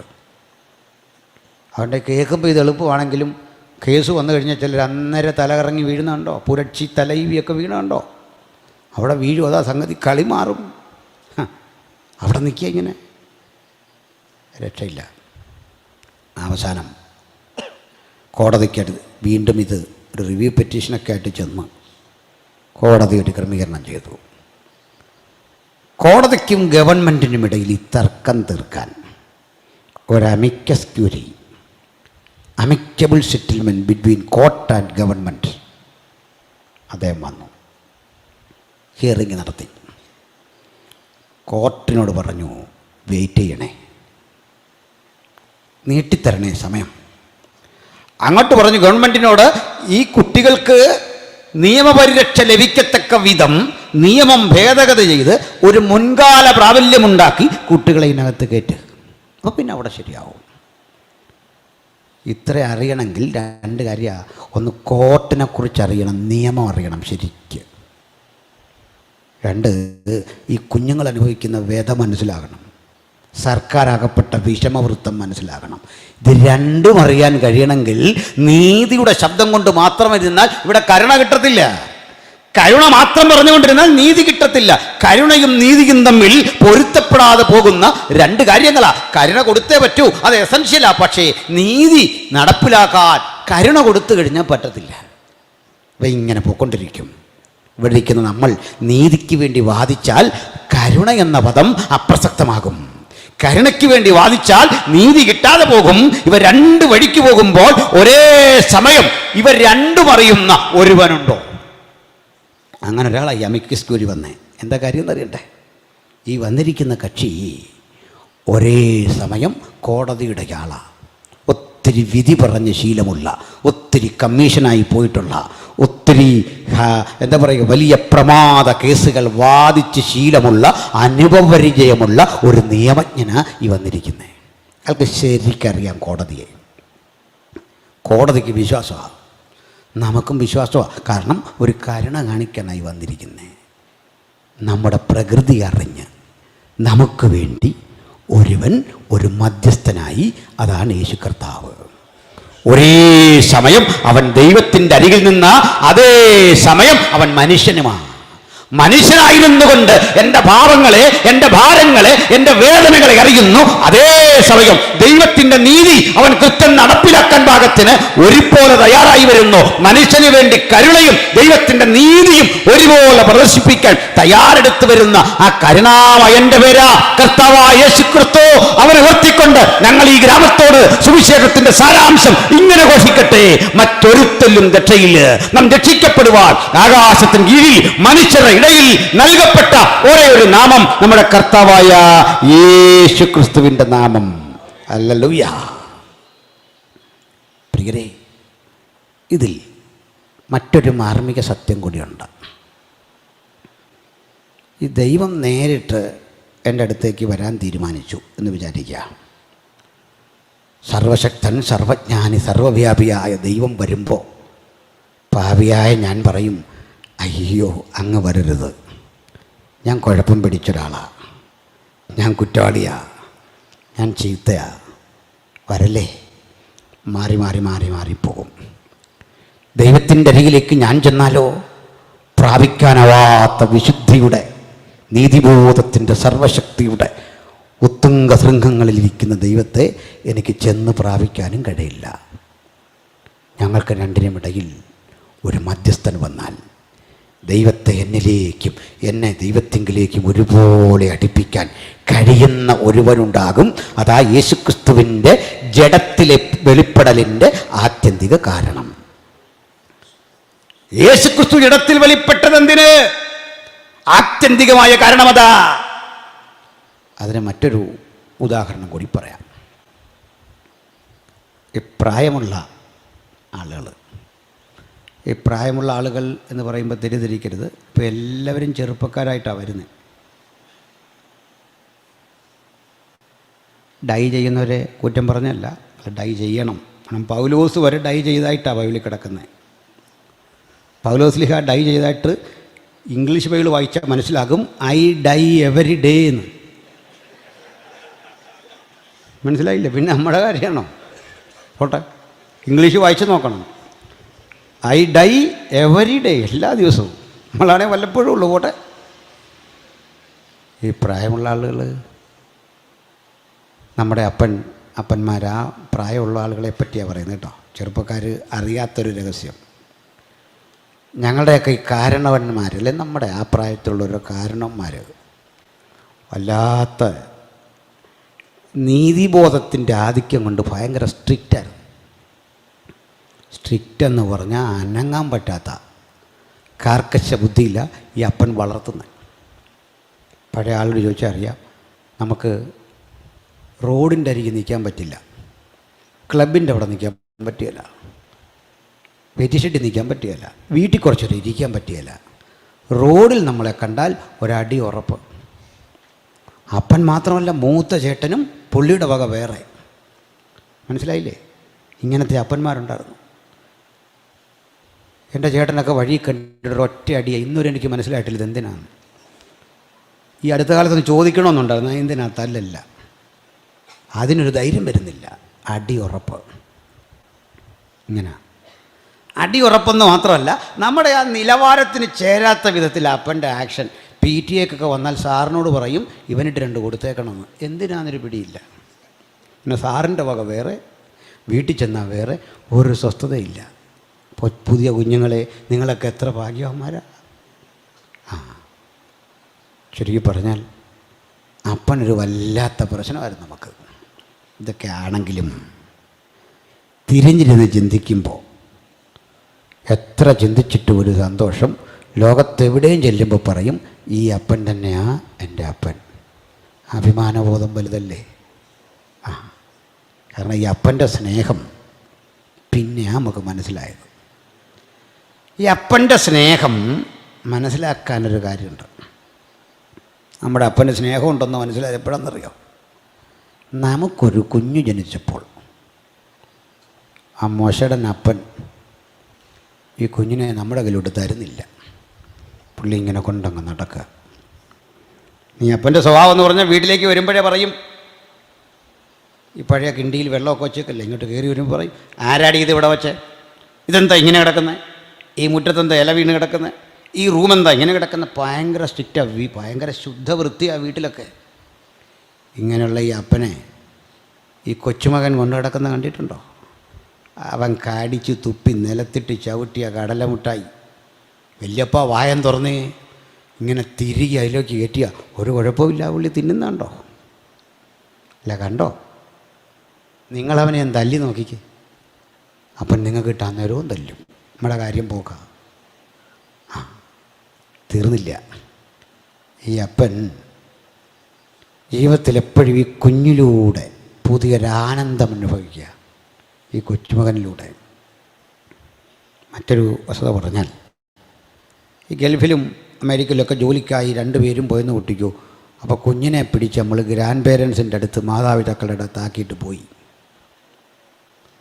ഒരു 6 മാസം കഴിഞ്ഞ് വന്ന് ഇവൻ വീരപ്പനേക്കാൾ കഷ്ടമായിരിക്കും. നമ്മൾ വിശ്വസിച്ച് പോയെന്താ, അപ്പനിപ്പോൾ കറക്റ്റായിട്ട് നോക്കും, പക്ഷെ തല്ലുന്നില്ല, വഴക്ക് പറയുന്നില്ല. അപ്പൻ ഇവനെ സ്നേഹിച്ചൊരു പരുവാക്കി. ഇവിടെ കൊച്ചു കുട്ടികളല്ലേ അമ്മമാർ, 10, 20, 22, 30 വയസ്സിനൊക്കെ താഴെയുള്ള കുഞ്ഞിനെ ഞാൻ തല്ലി നോക്കിക്ക്. ആ വീട്ടിലെ അമ്മ ഇങ്ങോട്ട് വന്നിട്ട് പിടിച്ചൊരു വലി. നിൻ്റെ വീട്ടിൽ നിന്നൊന്നും കൊണ്ടുവന്നല്ലതല്ല, പൊക്കോ. സമ്മതിക്കില്ല. നിങ്ങളും വല്യമ്മയാകുമ്പോൾ ഇതേ നടക്കൂ. കുഞ്ഞിനെ തല്ലുന്ന ഇഷ്ടമല്ല. അന്നാ നമ്മൾ മനസ്സിലാക്കിയ അപ്പന് എന്നോട് സ്നേഹമുണ്ടായിരുന്നു. തല്ലിയതൊക്കെ സ്നേഹം കൊണ്ടാണ്. ആരും കാണാതെ പഠിക്കാതൊക്കെ ഇരുന്ന ഘട്ടത്തിൽ പറഞ്ഞ് ഭക്ഷണം കൊടുക്കണ്ടെന്ന് പറഞ്ഞ അപ്പന് അന്ന് മുതൽ വേദനയാണ്. പുറത്തിറക്കി നിർത്തി രാത്രി മുഴുവൻ. അപ്പന് ഉള്ളിൽ ദുഃഖം, അപ്പന് ഉറങ്ങിയിട്ടില്ല. പക്ഷേ ഞാൻ വഷളാകാതിരിക്കാൻ അപ്പൻ കാട്ടിച്ച ആ ജാഗ്രത കൊണ്ടാണ് നമ്മളൊക്കെ ഇവിടെ ഇരിക്കുന്നത്. അല്ല, ഇവിടെ കാണത്തില്ലായിരുന്നു, ഉറപ്പ് കേസാ അല്ലേ ലുയ്യ? ആ, എന്നാലേ ഈ അപ്പൻ ഒരിക്കലും തൻ്റെ വേദനയും കഷ്ടപ്പാടും ഒന്നും നമ്മളോട് പറഞ്ഞില്ല. ഇന്ന് നമ്മൾ അപ്പനായപ്പോഴാണ് അപ്പൻ്റെ ഉത്തരവാദിത്വമൊക്കെ നമുക്ക് മനസ്സിലാകുന്നത്. സ്വർഗത്തിലെ അപ്പനും ഇങ്ങനായിരുന്നു, നമ്മളോട് കലഹിച്ച് കഴിഞ്ഞ ആളാണ്, പിണങ്ങിയതല്ല. ഈ പിണക്കം മാറിയതേ യേശു വന്നപ്പോഴാണ്. ഹല്ലേലൂയ. യേശു ഇടനിലക്കാരനായി വന്നപ്പോൾ നമ്മളെ താങ്ങിയെടുത്ത് പിതാവിൻ്റെ അരികിലേക്ക് ഒല്ലില്ലെന്ന് കണ്ട് അപ്പോസ്തലൻ പറയുക, കൺമീൻ, നാം ദൈവമക്കളെന്ന് വിളിക്കപ്പെടുവാൻ എത്ര വലിയ സ്നേഹം പിതാവ് നമുക്ക് നൽകിയിരിക്കുന്നു. ഇപ്പോഴാണ് നമ്മൾ ദൈവകുഞ്ഞുങ്ങളായത്. അപ്പോൾ ഇതെന്തിനാ ഉദ്ബോധിപ്പിച്ചതെന്ന് അറിയണ്ടേ? സഹോദരൻ ശവക്കുഴി കാണാതെ എന്നേക്കും ജീവിച്ചിരിക്കേണ്ടതിന് ദൈവത്തിന് വീണ്ടെടുപ്പ് വില കൊടുപ്പാൻ പുത്രൻ വന്നു. മനുഷ്യരാശി മുഴുവൻ ചെയ്ത പാപം, അതിൻ്റെ ഖനം, അതിനെ തൂക്കിയെടുത്തൊരു തുലാസിൽ വെച്ചപ്പോൾ അതിന് തുല്യമായി ഒന്നും കൊടുക്കാൻ മനുഷ്യരാശി മുഴുവൻ ശ്രമിച്ചിട്ട് കഴിയാതെ വന്നപ്പോൾ ഉലകത്തിൽ പാപമറിയാത്തവൻ, പാപം ചെയ്യാത്തവൻ, പാപസംബന്ധമായി ജനിക്കാത്തവൻ, സ്ത്രീയുടെ ഇഷ്ടത്താലോ പുരുഷന്റെ താല്പര്യത്താലോ അല്ലാതെ ജനിച്ചവൻ, നിർദോഷൻ, നിഷ്കളങ്കൻ, പാപികളോട് വേറിട്ടവൻ, സ്വർഗത്തെക്കാൾ ഉന്നതനായ ആ ദൈവത്തിന്റെ പുത്രൻ നമുക്ക് വേണ്ടി ജഡത്തിൽ വെളിപ്പെട്ട് പ്രാണനെ പ്രായശ്ചിത്തമായി ചെയ്ത് തന്നപ്പോൾ നമ്മുടെ പാപത്തിൻ്റെ കുറ്റം അവിടെ നിക്ഷേപിച്ചു. ഇത് നമ്മൾ വിശുദ്ധരായി. ഹല്ലേലൂയ. നമ്മൾ വിശുദ്ധരും നിഷ്കളങ്കരുമായി. നമ്മൾ വിശുദ്ധരായി എന്നാരാ പറഞ്ഞേ? നമ്മളെ കർത്താവ്. ചിലർക്ക് ഇപ്പോഴും മനസ്സിലായിട്ടില്ല നമ്മൾ വിശുദ്ധരാന്ന് പറഞ്ഞിട്ട്. നമ്മൾ വിശുദ്ധരാന്ന് പറഞ്ഞപ്പോൾ ഓരോരുത്തരും സ്വന്തം ശരീരത്തിലേക്കും ജീവിതത്തിലേക്കൊക്കെ തിരിഞ്ഞു നോക്കുന്നത് നേരാണോ? ആരുടെ കാര്യം ഈ പറഞ്ഞതെന്നല്ലേ? നമ്മുടെ കാര്യം സംശയിക്കണ്ട. എന്താ കാര്യം? വിശുദ്ധരായതെങ്ങനെ? നമ്മൾ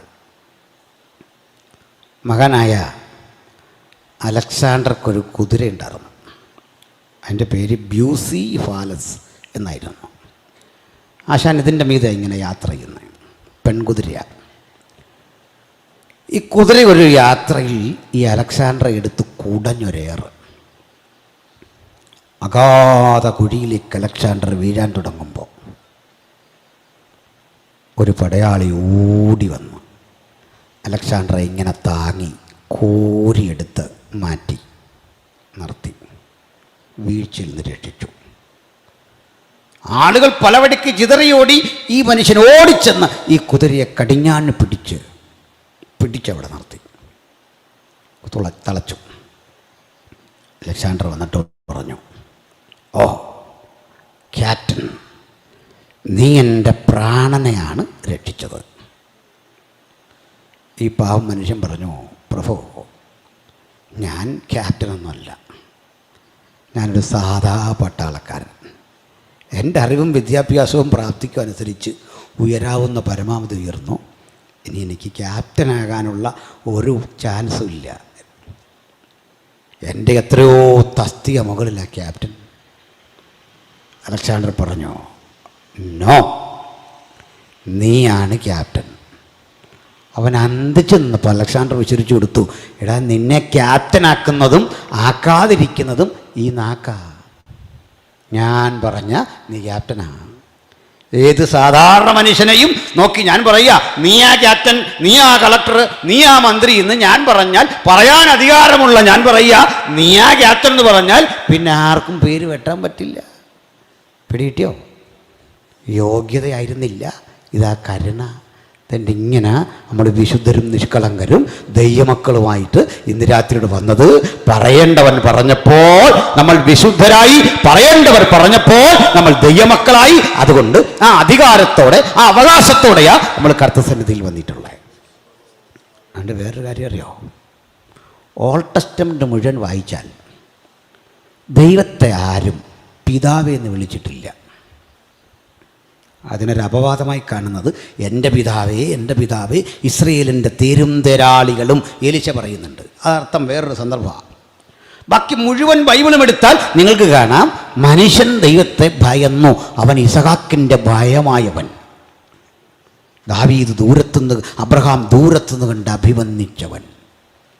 സകല മതങ്ങളും ദൈവത്തെ സ്ഥാനപ്പേർ ചൊല്ലിയാ വിളിക്കുന്ന, ഈശ്വര എന്നോ അങ്ങനെയൊക്കെയുള്ള പേരുകളാ വിളിക്കുന്ന, യാഹ്വേ, ഈശ്വര, ഇതൊക്കെ വിളിക്കുന്നത്.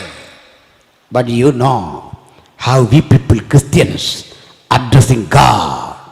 Only we people Christians addressing God as Father. ദൈവത്തെ പിതാവ് എന്ന് വിളിക്കുന്ന ഒരൊറ്റ മാർഗമേ ഉലകത്തിലുള്ളൂ. അത് യേശുവിൻ്റെ അനുഗാമികളുടെ മാർഗമാണ്. അതുകൊണ്ട് നമ്മളുടെ ആരാധന മുഴുവൻ ആ സത്യദൈവത്തെ ഹൃദയം തുറന്ന് വിളിക്കുന്ന ആ പൈതൃക ബോധമാണ് ആരാധന. അങ്ങനെയാണ് നമ്മൾ വീണ്ടെടുക്കപ്പെട്ടത്.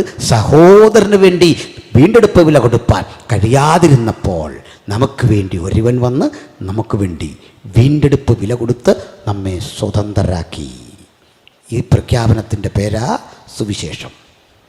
ഇത് മുഴുവൻ മനുഷ്യരാശിക്കുമുള്ളതാണ്. എല്ലായിടത്തുമുള്ള എല്ലാ മനുഷ്യർക്കുമുള്ളതാണ് സുവിശേഷം. എക്കാലഘട്ടത്തിലെയും മനുഷ്യർക്കുള്ളതാണ് സുവിശേഷം. അതുകൊണ്ടാ 2000 ആണ്ടുകൾക്കപ്പുറത്ത് കാൽവരുടെ കൊലമരത്തിൽ യേശു കർത്താവ് നമുക്കായി പുണ്യാഹ രക്തമൊഴുക്കിയത്. ആ രക്തത്തിൽ വിശ്വസിക്കുന്ന ഏവർക്കും അതിക്രമങ്ങളുടെ മോചനം എന്ന വീണ്ടെടുപ്പുണ്ട്. ഇത് മാത്രം ഒരു നിമിഷം ഞാനൊന്ന് ഓർമ്മപ്പെടുത്തി ഒരു കഥ പറഞ്ഞ് ഉപസംഹരിക്കാം. കഥ ഇഷ്ടമുണ്ടല്ല, 2-3 മിനിറ്റുകൾ കൂടി ഒരു കഥ കേൾക്കുക. കുഞ്ഞുങ്ങളും ഉണ്ടവരെ വഴക്ക് പറഞ്ഞ സ്ഥിതിക്കൊരു കഥ അവർക്ക് വേണ്ടി പറയാം. സന്തോഷമല്ലേ മക്കൾക്ക്? എന്നിട്ട് പ്രാർത്ഥിക്കാം. വിശ്വപ്രസിദ്ധനായ ഷേക്സ്പിയറുടെ മാക്ബത്ത് എന്നൊരു ഡ്രാമയുണ്ട്. ഈ മാക്ബത്ത് ധീരനായ ഒരു സൈനികനായിരുന്നു. ഇയാളുടെ ഭാര്യ ലേഡി മാക്ബത്ത്, നിങ്ങൾക്കറിയാം.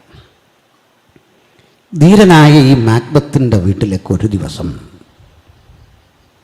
രാജാവ് വിരുന്നിനെത്തി. ഭക്ഷിച്ചു, പാനം ചെയ്തു. എന്നിട്ട് രാജാവ് മാക്ബത്ത് രാജാവിനെ മാളിക മുറിയുടെ മുകളിൽ മനോഹരമായ കിടപ്പിനുള്ള സൗകര്യങ്ങളെല്ലാം ഒരുക്കി. എന്നിട്ട് മാക്ബത്ത് പറഞ്ഞു, പ്രഭു, അങ്ങ് ശാന്തനായി ഉറങ്ങിക്കൊള്ളണം. അങ്ങയുടെ ഉറക്കത്തിൻ്റെ സ്വസ്ഥത കെടുത്താൻ ആരും ഇവിടെ വരില്ല. ഞാൻ വാളും കയ്യിലെന്തി ഈ മുറിക്ക് മുമ്പിൽ കാവൽ നിൽക്കും. മഹാരാജാവ് അദ്ദേഹത്തെ തട്ടിയിട്ട് പറഞ്ഞു, മാക്ബത്ത്, ഇത് നിൻ്റെ വീടാണ്. കൊട്ടാരത്തിൽ വന്ന് ശത്രു ആക്രമിച്ചാലും നിന്റെ പേരും ശബ്ദവും മുഴങ്ങിക്കേൾക്കുന്ന അന്തരീക്ഷമുള്ള ഈ വീട്ടിൽ വന്ന് നിന്റെ വാളിൻ്റെ വീര്യവും നിന്റെ കരുത്തും അറിയുന്ന ആരും ഈ പരിസരത്ത് വരില്ല. അതുകൊണ്ട് നീ ശാന്തനായി ഉറങ്ങിക്കൊള്ളൂ, പൊക്കോളൂ. രാജാവ് ഉറങ്ങാൻ കിടന്നു. മാക്ബത്ത് പടിയിറങ്ങി താഴേക്ക് വരുമ്പോൾ സ്വന്തം ഭാര്യ മുമ്പിൽ നിൽക്കുന്നു. മാക്ബത്തിൻ്റെ മുഖത്തെ ആ വിജയശീലാളിത ഭാവം കണ്ട് പത്നി ചോദിച്ചു, അങ്ങ് വലിയ സന്തോഷവാനാണല്ലോ, എന്തെറ്റി? എടീ, 1000 അവാർഡുകളെക്കാൾ വിലമതിപ്പുള്ളൊരു വാക്കാ രാജാവ് എന്നെപ്പറ്റി പറഞ്ഞത്. മാക്ബത്ത്, നിൻ്റെ പേര് കേട്ടാൽ ശത്രു നടുങ്ങും. ഞാൻ കാവലൊന്നും നിൽക്കണ്ട, പൊക്കോ. ഓ, അങ്ങനെയോ? മാക്ബത്ത്, നീയാണോ കരുത്തൻ, നിൻ്റെ രാജാവാണോ? സംശയം വേണ്ട, എൻ്റെ രാജാവാണ് കരുത്തൻ. ഓ, അങ്ങനെയോ? മാക്ബത്ത്, ഞാനൊരു സംശയം ചോദിക്കട്ടെ, നിനക്ക് ഈ രാജാവിനോട് ഇഷ്ടമാണോ? അതെ.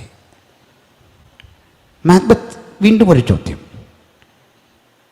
നിനക്ക് എന്നോടാണോ രാജാവിനോടാണോ കൂടുതൽ ഇഷ്ടം? സംശയിക്കേണ്ട, നിന്നോടാണ്. രാജാവിനോട് ഭക്തിയും ബഹുമാനത്തിലും അധിഷ്ഠിതമായ ഇഷ്ടം. നീ എൻ്റെ ഹൃദയഭാജനമാണ്. ഓ, സമ്മതിച്ചു. അങ്ങനെയെങ്കിൽ എൻ്റെ സാധ്യമായൊരാവശ്യം നീ ചെയ്തു തരുമോ? ചെയ്യാം. കത്തിച്ചൊലിച്ചു നിൽക്കുന്ന അമ്പിളിമാമനെയും ഞാൻ നിൻ്റെ കയ്യിൽ കൊണ്ടെത്തിച്ചു തരാം. പറയൂ. അതൊന്നും വേണ്ട, ചെറിയൊരാവശ്യം പറയൂ. മാക്ബത്ത്, നീ എത്ര ഉയർച്ച കൈവരിച്ചാലും ഒരു സർവ്വസൈന്യാധിപൻ്റെ അപ്പുറത്ത് പോവില്ല. പക്ഷേ നീ ഒരു ദിവസം രാജാവാകണമെന്നും നിൻ്റെ അരികിൽ രാജ്ഞിയായി എനിക്ക് ഇരിക്കണമെന്നും ഒരാഗ്രഹം. നല്ലൊരു വഴിയുണ്ട് മക്ബത്ത്. ഇന്ന് രാത്രി നീ രാജാവിനെ കൊല്ലണം. എന്ത് വിഡിത്തായി പറയുക? രാജാവിനെ കൊല്ലുകയോ? പ്രാണൻ തന്നെ സ്നേഹിക്കുന്ന എൻ്റെ രാജാവിനെയോ? അതൊന്നും സാധിക്കില്ല. മക്ബത്ത്, എൻ്റെ പ്രണയം കാത്ത് നൂറുകണക്കിന് യുവാക്കളുണ്ടായിരിക്കെ നിന്നെ ഞാൻ സ്നേഹിച്ചത് എൻ്റെ ഇഷ്ടങ്ങൾ സാധിച്ചു തരാനാ. സാധിക്കില്ലെങ്കിൽ പറയൂ, ഞാൻ പോവാം. അവൾ പാണ്ടക്കെട്ടുമെടുത്ത് പുറത്തേക്ക് നീങ്ങാൻ തുടങ്ങുമ്പോൾ മക്ബത്ത് പറഞ്ഞു, പോവല്ലേ, നീ എന്താ പറയുക? അവൾ പറഞ്ഞു, തിരിഞ്ഞു നിൽക്കാം.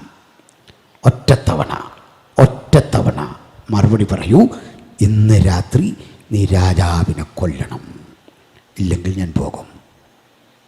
ഒടുക്കം പ്രലോഭനങ്ങൾക്ക് വശംവദനായി മക്ബത്ത് സമ്മതിച്ചു. തയ്യാറാണ്, നീ പോവല്ലേ?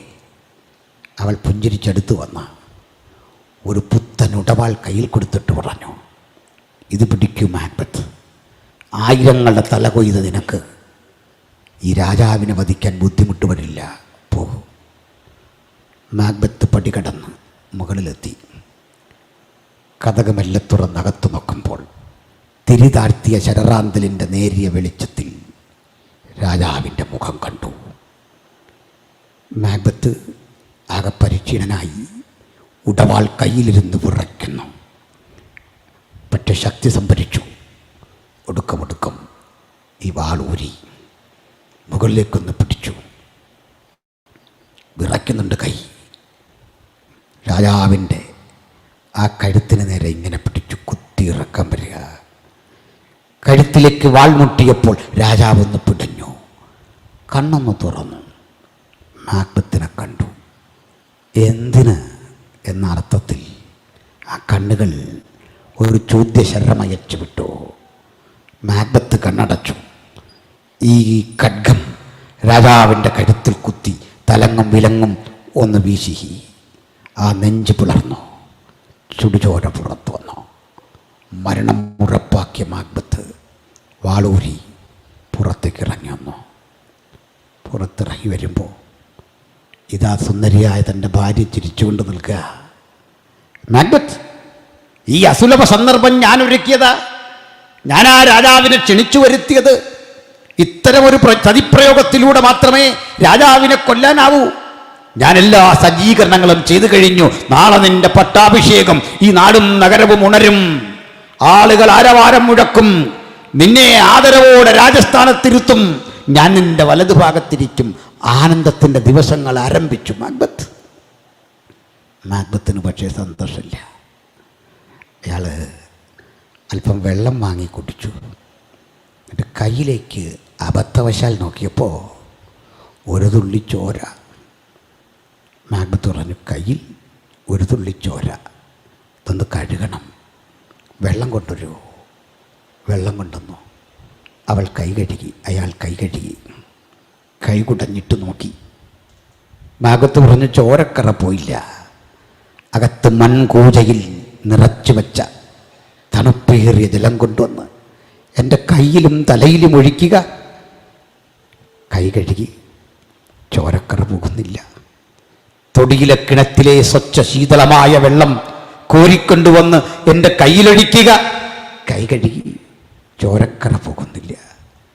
ഒടുക്കം മക്ബത്ത് അലറി. ഇന്ന് രാത്രി കരുത്തന്മാരായ 7 പടയാളികൾ, അതിവേഗത്തിൽ കുതിരകളെ പായിക്കുന്ന 7 സൂതന്മാർ, അവർക്കൊപ്പം കുതിരപ്പുറത്ത് കയറട്ടെ. ആ പടയാളികൾ ഓരോരുത്തരും കൈകളിൽ വലിയ കുംഭം നിറക്കട്ടെ. ആ കയ്യിലേന്തിയ കുടങ്ങളും എന്തിക്കൊണ്ട് ആർത്തലക്കുന്ന 7 കടലുകളിലേക്ക് പോകട്ടെ. 7 കടലുകളിൽ ചെന്നിട്ട് 7 കുടങ്ങളിൽ വെള്ളം നിറക്കട്ടെ. പദച്ചാർത്തുകൊണ്ട് പൊട്ടിച്ചിരിക്കുന്ന സാഗര തരംഗങ്ങൾക്കിടയിൽ നിന്ന് വെള്ളം കോരി നിറച്ച് ഈ കൽപാത്രങ്ങളുമായി അവർ തിരിച്ചു വരട്ടെ. തിരികെ വന്നു. ഓരോ കുടത്തിലെ വെള്ളവും ശിരസിലൊഴിച്ചു, കയ്യിലൊഴിച്ചു. കൈ കുടഞ്ഞു. ചോരക്കറ പോകുന്നില്ല. മക്ബത്തിനെ കാലമൊരു ഭ്രാന്തനാക്കി. അയാളുടെ ഭാര്യയെ തുറുങ്കിലടച്ചു. അതൊരു കഥയാകാം. ഏവനിലെ രാപ്പാടിയുടെ മനോമുഖരത്തിൽ വിരിഞ്ഞ മനോഹര കഥ. പക്ഷെ ആ കഥയിൽ ഒരു ഭീകര സത്യം ഞങ്ങൾ കാണുന്നു. ഈ മാക്ബത്ത് ഒരു സത്യമാണ്. ഈ കറ കഴുകാൻ കഴിയുന്ന ഒരൗഷധവും ലോകത്തില്ല. ഈ ചോരക്കറ കഴുകിക്കളയാൻ കഴിയുന്ന ഒരൗഷധവും ലോകത്തില്ല. മാക്ബത്തൊരു സത്യമായി ഈ ശബ്ദം കേൾക്കുന്നവർക്ക് നടുവിൽ വ്യാജമദ്യത്തിന്റെ രൂപത്തിൽ, കൊലപാതകത്തിന്റെ രൂപത്തിൽ, ആരും കണ്ടുപിടിക്കാത്ത രഹസ്യ പാപങ്ങളുടെ രൂപത്തിൽ ഈ ശബ്ദം കേൾക്കുന്നവരായുണ്ടെങ്കിൽ ആരുണ്ട് ഈ പാപത്തെ കഴുകാനെന്ന നിന്റെ ഹൃദയാന്തർ ഭാഗത്തിലെ ആ ചോദ്യത്തിന്, ആ വിളിക്ക്, ആ ആകാംക്ഷയ്ക്ക് ഒറ്റ ഉത്തരം അവന്റെ പുത്രനായ യേശുവിന്റെ രക്തം സകല പാപവും പോക്കി നമ്മെ ശുദ്ധീകരിക്കുന്നു. അവന്റെ രക്തത്തിൽ നമുക്ക് അതിക്രമങ്ങളുടെ മോചനം എന്ന വീണ്ടെടുപ്പുണ്ട്. ആ വീണ്ടെടുപ്പിനെ കരഗതമാക്കാത്ത ഒരാളെങ്കിലും ഈ രാത്രി വചനം കേൾക്കുന്നെങ്കിൽ ഇപ്പോഴാകുന്നു സുപ്രസാദ കാലം, ഇപ്പോഴാകുന്നു രക്ഷാ ദിവസം. ഈ രക്ഷ കരഗതമാക്കി നമുക്ക് ഒരേ സ്വരത്തിൽ ഉലകത്തെ മുഴുവൻ വരികയെന്ന ആത്മാവും മനവാട്ടിയും പറയുന്നത് ഞാൻ കേട്ടു എന്ന് വചനപ്രകാരം ഈ രക്ഷയിലേക്ക് ഇങ്ങനെ ആഹ്വാനം ചെയ്യാം. മറ്റൊരുവല്ലും രക്ഷയില്ല. നാം രക്ഷിക്കപ്പെടുവാൻ ആകാശത്തിന് കീഴിൽ മനുഷ്യരുടെ ഇടയിൽ നൽകപ്പെട്ട ഒരേ ഒരു നാമം കർത്താവായ യേശുക്രിസ്തുവിന്റെ നാമം. ഞങ്ങളെ രക്ഷിച്ച, ഞങ്ങൾക്ക് നിത്യജീവനെ വാഗ്ദത്തം ചെയ്ത അരുമരക്ഷകനായ യേശുക്രിസ്തുവിനെ ഒരിക്കൽ കൂടി ഈ ശബ്ദം കേട്ടവരുടെ മുമ്പിൽ ഉയർത്തിക്കൊണ്ട് അവങ്കിലേക്ക് ഏവരെയും ആകർഷിച്ചുകൊണ്ട് ഞങ്ങൾ ഈ വചനശ്രൂഷയിൽ നിന്ന് പിൻവാങ്ങുന്നു. ദൈവം ഈ വചനങ്ങളാൽ ഏവരെ അനുഗ്രഹിക്കട്ടെ. ആമേൻ.